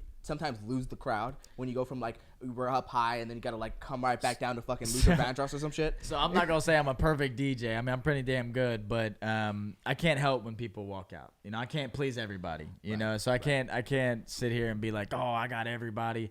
There's some people that don't agree. You know, there's some people that want me to play a little bit of reggaeton or want me to play a little bit more hip hop or, you know, whatever the case may be. But at the end of the time, you're gonna see that the entire place is having a good time. Right. So I'm not gonna listen to that one person that won't even pay me to play a song. You know, exactly, so exactly. like I get that at least 5 to 10 times a night. People, hey, can you play? Like, yeah, $100. You're like, oh, yeah, I'll come back to you. Yeah, like I'm gonna put the price out there because I like. You want to grab the tables and DJ? Like, that's annoying. Number one thing, don't fucking request with the DJ. Like, we get paid for a reason. If you don't like it, become a DJ. Like, yeah, that's just the way. That's just the way I see it. Like, there is some people in LA, no problem whatsoever paying $100 to have their own song played. Sure. Yeah. I don't mind that at all. Fuck, I'll Sure. play that shit. Even if it's a song I don't even know, I'll transition it to where everybody's like, what the fuck? Hey, what was you playing before that? Word. Oh, okay, cool. So, because I do different packages with different rappers, like different artists. Mm-hmm. So I'll transition, like, I will play your shit in the club. If I feel like it has that value and that upbeat tempo, because I'm not playing no damn love song. So you listen to it first and you say, can I work this in? Wholeheartedly. Yeah. Wholeheartedly. Even if it's right then and there in live, I'm putting my headphones on or I'm listening to it. Okay. And I'm trying to get an idea of where I can transition in this and maybe with some Gucci or, you know, so it fits the description versus just throwing in some Pooh Shiesty then throwing in a fucking pop song. Right. You're going to have people walk away. You're going to have people leave. You Yeah. know, so that's the biggest thing. I try to tell people, like, I work with my guy King Bell with 100 Summers LA. We've had Kalen for there, Draco, you know, Sada Baby. We do a lot of hosting events. Yeah. To where they walk in and do performances. These performances, before that actual performance, people are leaving because there's so many performances. Right. To where I had to sit down with him. I'm like, yeah, bro, I understand they're paying, you know, money to perform. I understand they're paying $1,500 to perform a 7-minute set. Whoa. But okay. but longevity wise, 2 years down the road, you're only going to have those artist people show up, not people that actually want to come party. Right. Because they're not going to want to hear the same artist or different artists. They want to hear the fucking person that we booked. Yeah. You know, so when I DJ'd the Kalen show, everything went smoothly going on. But there were so many performances in the back end, Kalen was late late on his performance time. Yeah. To where I had to cut other people's performance slots off. So that's more like hassle for me. Yeah. Just because of making an extra money. No doubt wrong. I love you, King. You know how we rock, motherfucker. But yeah, that's just the way. Like whenever I want to bring on an artist, the first person collabs with artist wise is gonna get ran like a fucking train. Dude, this train's been moving. It's gonna me and my manager just know how to do business. We know how to specifically write out a procedure to make it fair. And if people don't get that, then there's gonna be other people that do.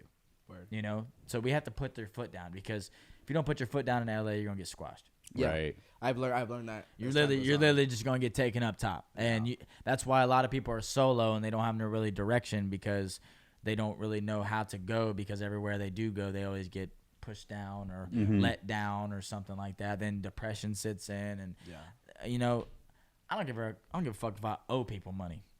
I'm happy I'm waking up with a damn roof over my head. Word. You know, we're like, hey, bro, I understand.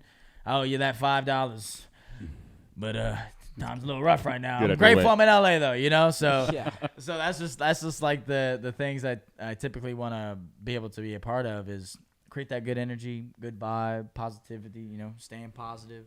It's beautiful. It's something that scares people, like I said. But I'm just here for the vibes, man. I'm here to create good intentions, good relationships, and get back to my family. You know, I do want to ask you one more question. Go ahead, all of them. I want to go back to the bohos for 1 second. Okay, bohos. Because we never finished that conversation. Of course, Cam's not going to be forgetting about these young women. About the bohos. Never. Richard knows about them bohos. This was an hour ago, and Cam's just stewing over there. Oh, dude, it's been cooking. I'm all for it. So, bohos.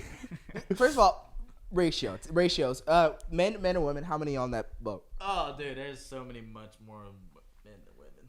There's like 5 girls, Cam. 5 to 1. 5 to 1. No, there's what's 5 girls total. Period. Out of like 1,000 sailors. Okay, I ain't gonna say all 5, but I'm saying but there's probably on the boat, depending on what boat you're on. I'm on a LHA at the time, so I had 1,000. Wait. So there's let's be clear here. There's women sailors and then there's bohos. How many bohos are on the boat?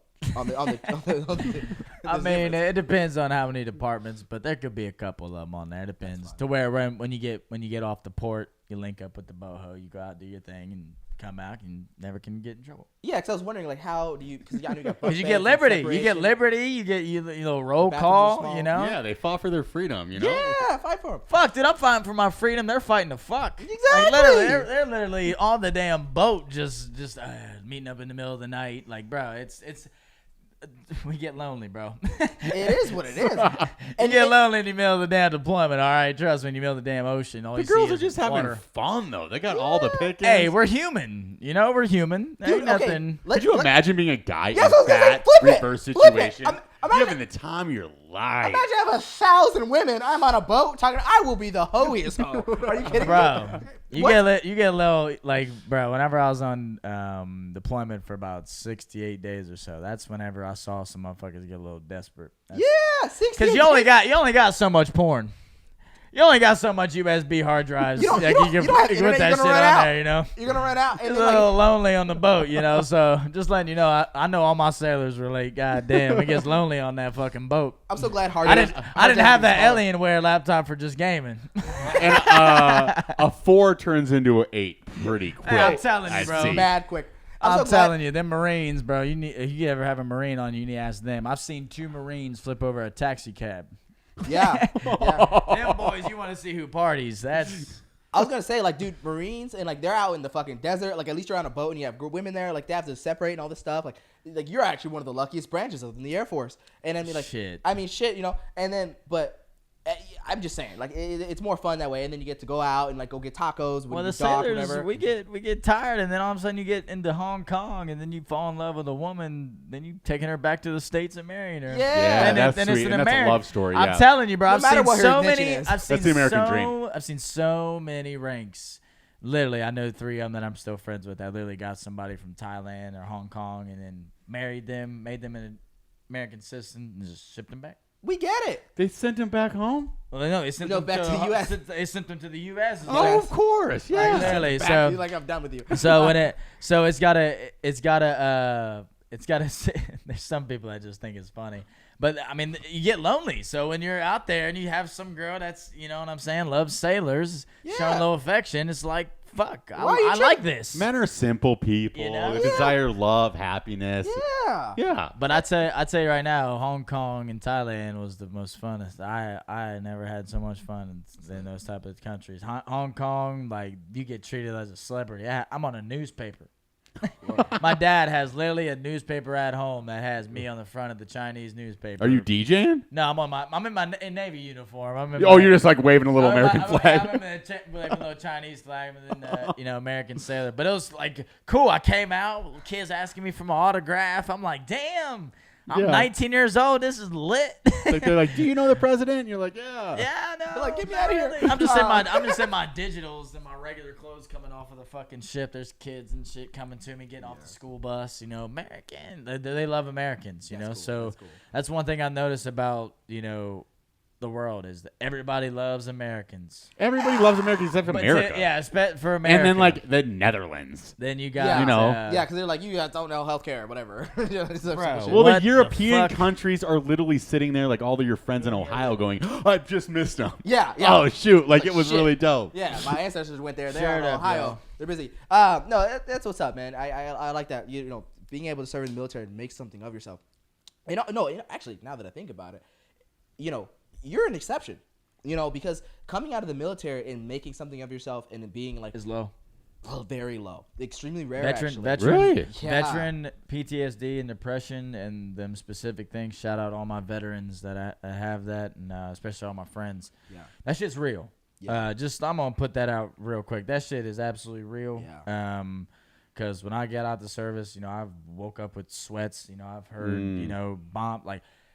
We've did some shit, you know what I'm saying? So on deployment, I wasn't on no shit for 1,000 people just to circle around. Yeah. So Right. when it comes to those type of things, it is real. So when I look at the perspective of, let's say, not only the west side of Columbus streets, but the Los Angeles streets and how they got them homeless huts going on in the VA. They're finally that building is a little home. absolutely, I love that, because those type of people that I served with 20 years from now are going to have some type of same way, shape, or form, something mentally. Yeah. I can see it. They fucking probably see it, but it's just inevitable because of the service. Right. To where my grandpa, rest in peace, that's the GOAT. Like that's my guy. He was in the Army. He fought in Korea. You know, like he was the embodiment of action. Okay. You know? So, but when he came back, he was okay. But a lot of his friends was fucked up. Not okay. I'm talking mentally. Not just they looked fine on the out, but you know they're hitting them set like they really messed up. Yeah. And there's people in the VA right now and throughout LA that are homeless that have the same problem. Right. Wake up, they see different mentality, they see a different world, all based off of the actions that happened during their career in the service. You know, so that's something that we have to raise awareness in to be able to establish. Like, yeah, we want people to go serve our country. No, that's saying we want people to fuck up our brain. Yeah. Like that's I've had so many of my veteran friends and people like say that yes, you want people to fight for our country, but how? Like you want people to just be in infantry, grab a fucking gun, go through 12 weeks of basic training, and just say fuck it, go. Right. Like I understand there's more of a process now versus NOM and all those other areas. Sure. Yeah. But there's different avenues to where when they get out, where's the mental awareness help? Yeah, that's big. There's no mental awareness check regularly in the service at the moment. That's crazy. That's crazy. There's nobody that walks into different ships and says, okay, we've had this amount of people in the Navy or in the Air Force or whatever say they had this type of problem. Now we're going to each ship to ship to help this. Right. No, you have to go to them. You have to set up an appointment. Now it's COVID. Now you got to call in and 3 weeks out. Like, that pisses me off. Yeah. Because I've had to, be beside these people and help and I'm still friends with them. That they had to go through fucking 2 years of not seeing their family. But then all of a sudden you fuck their mind up and they can't even get VA benefits. Right. Like that mind that pisses me the fuck off. That's not cool Right. because we're talking about our veterans. How are we supposed to be Americanized Yeah. if we can't even help the people that are fighting for our country? Yeah. Yeah. Well, we've really disconnected from like What's up, Corey? just obviously you can't just throw money at the issue too. you can't. You have to have it feeling. You it have to really have it takes feel like it. the right type of individuals to get in the place where it's like only people doing that service for America right now is these poor young girls from Hong Kong that you're talking about. I mean, they're the only ones dealing with those problems. They're the one dealing with They're the dealing sailor's with- mental health. I mean, my God, if physical. Feeling it, going home to it, and then you have a fucking Right. sailor that has to go to the brig because of some fucked up shit he had to think of because of the mental Right. state he's in. Like, there's so many down avenues that it just needs to be addressed. Right. Versus just saying I hate the men mentality. I'll just rub it off. Nah, bro. Because now we got the rub it off mentality. Now there's so many motherfuckers that's been told to rub it off. They have nobody else to go to. Right. So your Well- military, suck it in, suck it in, suck it in. Be a But man, there's- be a man. Take Don't it, be a bro, bitch. be a man. But there's Yeah. also a culture in America that doesn't even realize that there's something to fight for. Word. Right? So they being in the military service, you're almost like a bad person for like going out there to fight for what? It's like we're fighting against. There's pure evil that we are protecting to allow us to live in this beautiful place like of LA. Totally. Where you're like your biggest problem is like I've traveled the world. I've seen the kids with no shoes on, with no shirt on, with just shorts, making fucking sandals out of yarn. Like I've seen it. I've realistically like helped it. My perspective is different than anybody else. Totally. mm-hmm. That's why I'm like, oh, you're grateful? Oh, you're not grateful you're in America? All right, let's ship your ass to fucking Africa. Word. Let's go to Djibouti. Let's go to Yemen. Let's go out there and see how you like it. Right. Versus spend a week here, spend a week there. Yeah. Right. That's the way I put my perspective into anybody. Because I'm like, okay, all right, why like you ungrateful? Okay, here, look at these pictures. Like look at what I saw. Like those are the type of things that really makes me mad to where, like, if you're really gonna complain about America, move somewhere else, bro. Mm-hmm. See the perspective that you see that's going on around the world right now. As we speak on this podcast, there's people begging for food. There's people fighting over food. Like, that's the shit that we got to accommodate for. Not just throwing money and hoping it just helps everybody. Yeah. Right. You know? We got women trying to fight to go to school. I mean, like, Bro, it's so many situations, you know? And like, We got nurses going to school and not even getting paid extra for what we're going through right now. yeah. So it's you know, it's unfortunate, but, you know, we do, you know, as Americans, we do need to pay 1,000 times more attention to our veterans that are coming back home. 100%. Everybody needs to put And, on a uniform. I mean, if and see for anything, if themselves. anyone is at the top priority of that list, I mean, it's our veterans. And Yeah. you're the second person that's a veteran who came on. Is that Yep. true? Second? Okay. Unfortunately, same. They told us the same thing. And I knew my buddy is I knew Very tragic. I knew him going in, and he told me everything that the recruiter told him. So he's like, we get this benefit, we get that benefit. Oh, yeah, we get this, everything. That, And read it all. And then he comes back and he's like, Your I whole don't- list. why am I struggling to buy a car? Why am I struggling to deal with this, and this? I have to do with other government programs that are not even, that has nothing to do with the VA to get me by. And like, I'm Yeah. like, dude, that is just the most uncool fucking This shit is ever. the thing about it. This is why Americans are ungrateful, and this is why third world countries come over here and are grateful and taking the Americans' jobs, because now Americans are like, oh, you're taking my jobs. Well, bitch, because I had to go from Africa where there's no family, and I had to go from nothing. I'm making something. Right. Don't be mad at me because you too lazy to work this damn job. Now that I have no job, now I'm going to get pissed at you for working this job. Like, nah, bro. Right. It don't work that way. I've seen so many overseas families that I'm friends with that are in America that people bash them because of how hard they work. I'm like, if you guys knew the story that they had behind them, like, you would be in awe.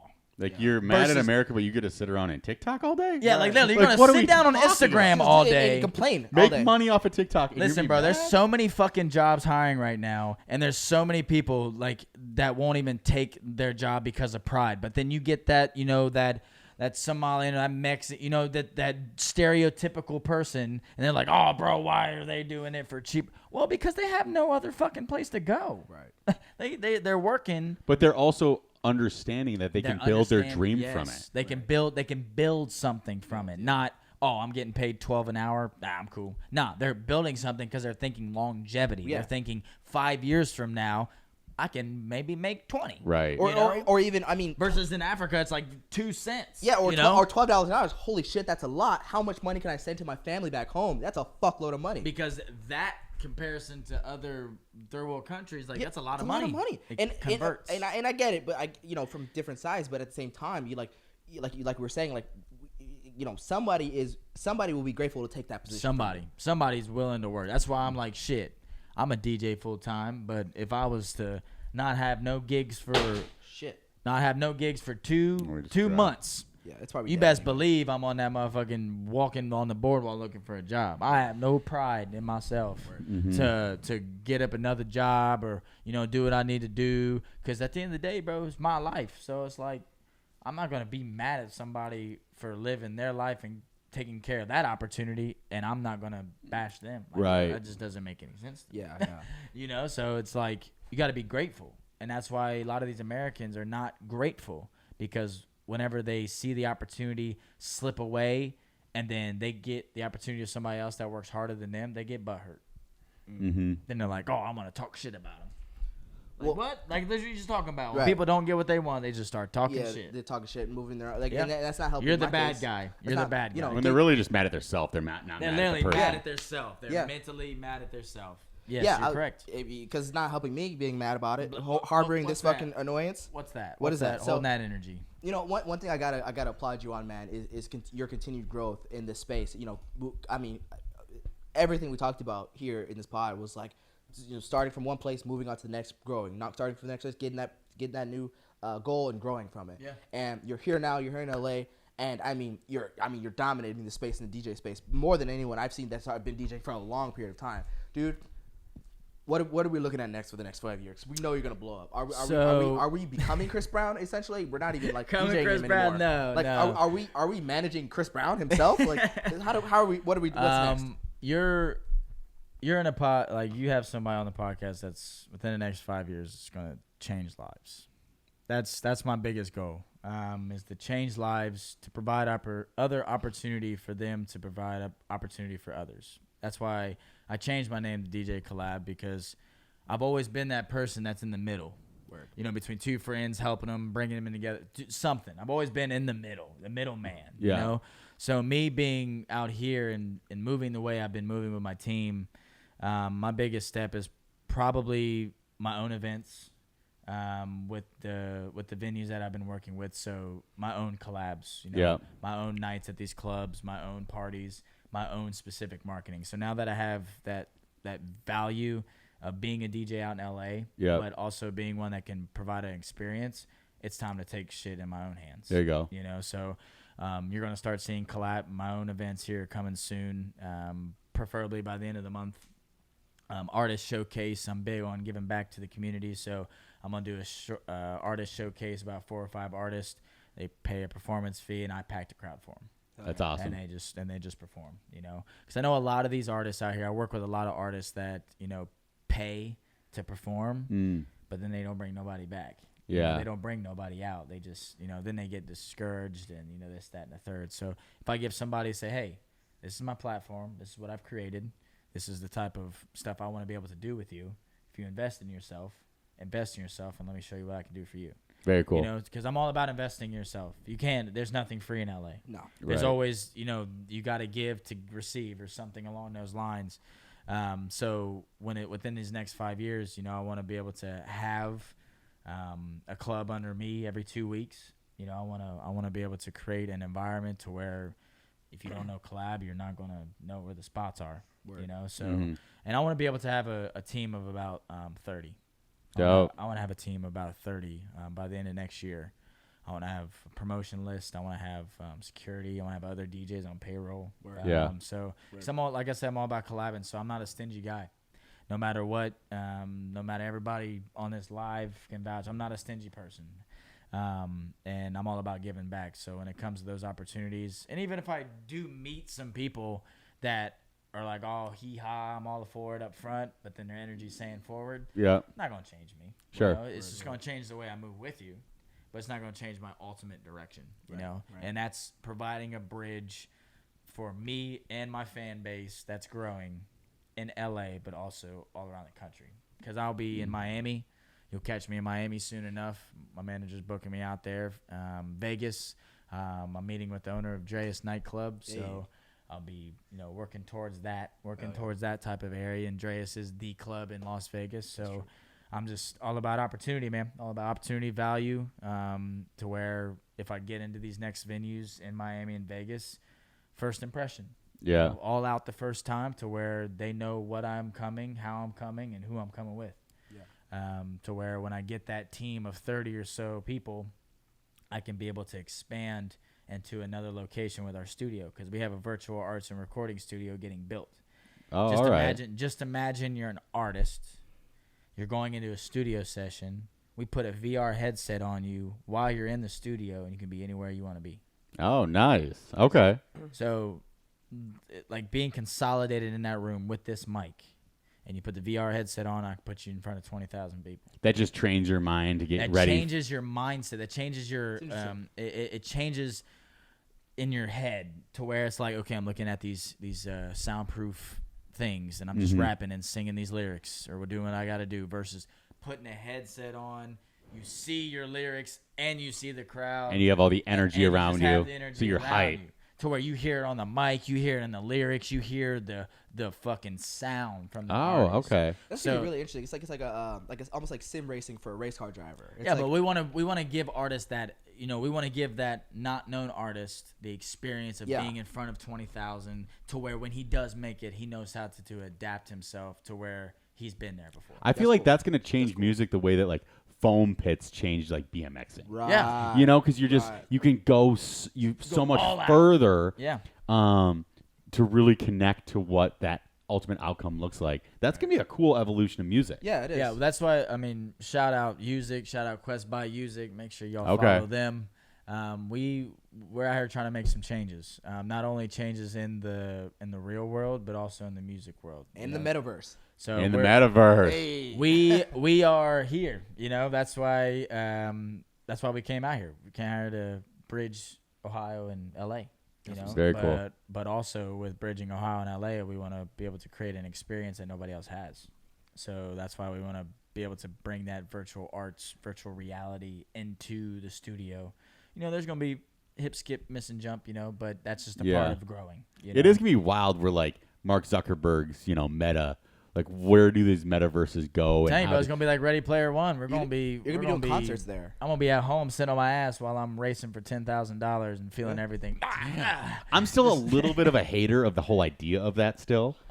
But I know we have to lean into it in a second. about it because I've seen so many damn movies about it. So now I'm seeing movies about the shit that's turning reality. I'm getting a little scary. I'm hesitant, I'm getting a little scared right now because you never know. Now that I'm seeing all these movies and all this updated cars and shit, I'm like, damn, we all really got the future. Yeah. No, I'm totally investing high key. I'm investing in it because I know my kids are going to be in there. That's what. Bro, what? That's all right. So if we want to be able to play with our kids on Madden, it's like you got to learn the controller. Well, that's why I'm trying to. Well, not really me, but the creators, CG and Brian, my manager. Those two are thinking, 15, 20 years from now. Yeah. They're not thinking right now. They thinking that type of long because in a career in a business you have to because it's about longevity. Right. But they're about experience. Like the biggest thing is what we want to be able to create is an experience in that studio to want to have you book another session. Yeah. To be able, if I could do it with this song, just imagine if I could do it with this song. Right. So then we have the specific marketing with that one artist that's known or something along those lines. Right. Because we're going to change it. We're going to change this studio evolution. We're going to change the whole outlook of it to where the known artists like the Trippies and, like the Chris Browns are going to want to invest into a specific virtual arts and recording studio because it's the next wave because of generation and technology. Yeah. That's dope. So that's the biggest thing to where just imagine fucking 30 years from now, you walk into a studio session, it's just a projector assistant just talking you through how to book your session.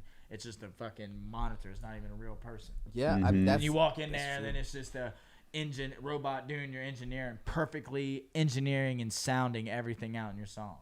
Like they're just coded perfectly. Yeah. Like That's sweet. just imagine like those type of things to where less jobs will be available for people, but then that gives more people to be able to chase their own dreams. And I never get scared that takes away jobs. I just think it creates more opportunities.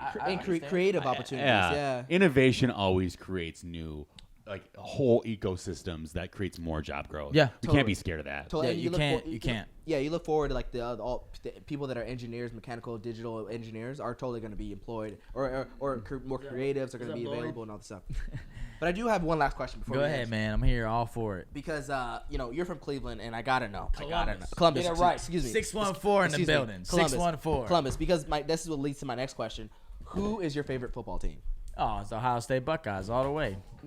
All the way Buckeyes, but NFL. But that's fair enough. But yeah, NFL. I don't really have a favorite team between the Browns and the Bengals. They're Ohio teams, so I like the way they team. But if I had to choose one, I had to go with my Bengals because that's my grandpa's team. That's my grandpa's team. And this was smart and mild because that's my grandpa's team. I'd go with the Browns, but shit, rest in peace, John Henry. That's my grandpa. I'm gonna be a Bengals fan before a Browns fan. But LJ had to go pee. But this is that's what's up, Ed. The Browns. The Bengals. I feel bad.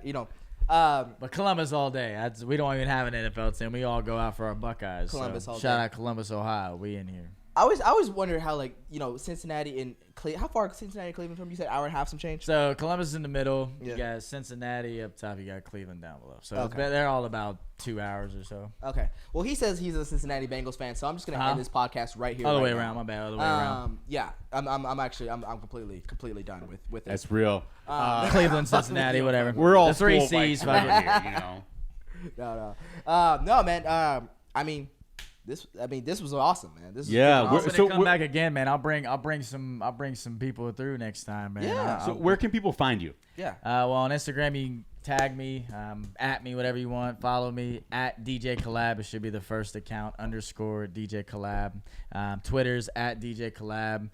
But yeah, man, I'm really excited to see what the next year or so has in store for me. And then, We so love where it. do they go to get like events? To get into your events that you're posting on Instagram? So if you want to go to the events on Instagram, I always have a link with the specific links, or you can specifically DM me or my manager, B_W, 2 U's. That's my booking manager. But yeah, if you guys follow me on Instagram, that's my most active social media. I'm always on there. So you always see the next event, the upcoming events, whatever you guys need. I'm telling you, come out one time to a CoLLaB event. That's all I'm asking. One time. you'll never I just forget. all you need is one time. I promise. All you need is one time. There we go. Well, live from LA. This is Smart and Mild. This is Smart and Mild, y'all. We had We a out great here. time today, man. CoLLaB DJ in the CoLLaB. mix.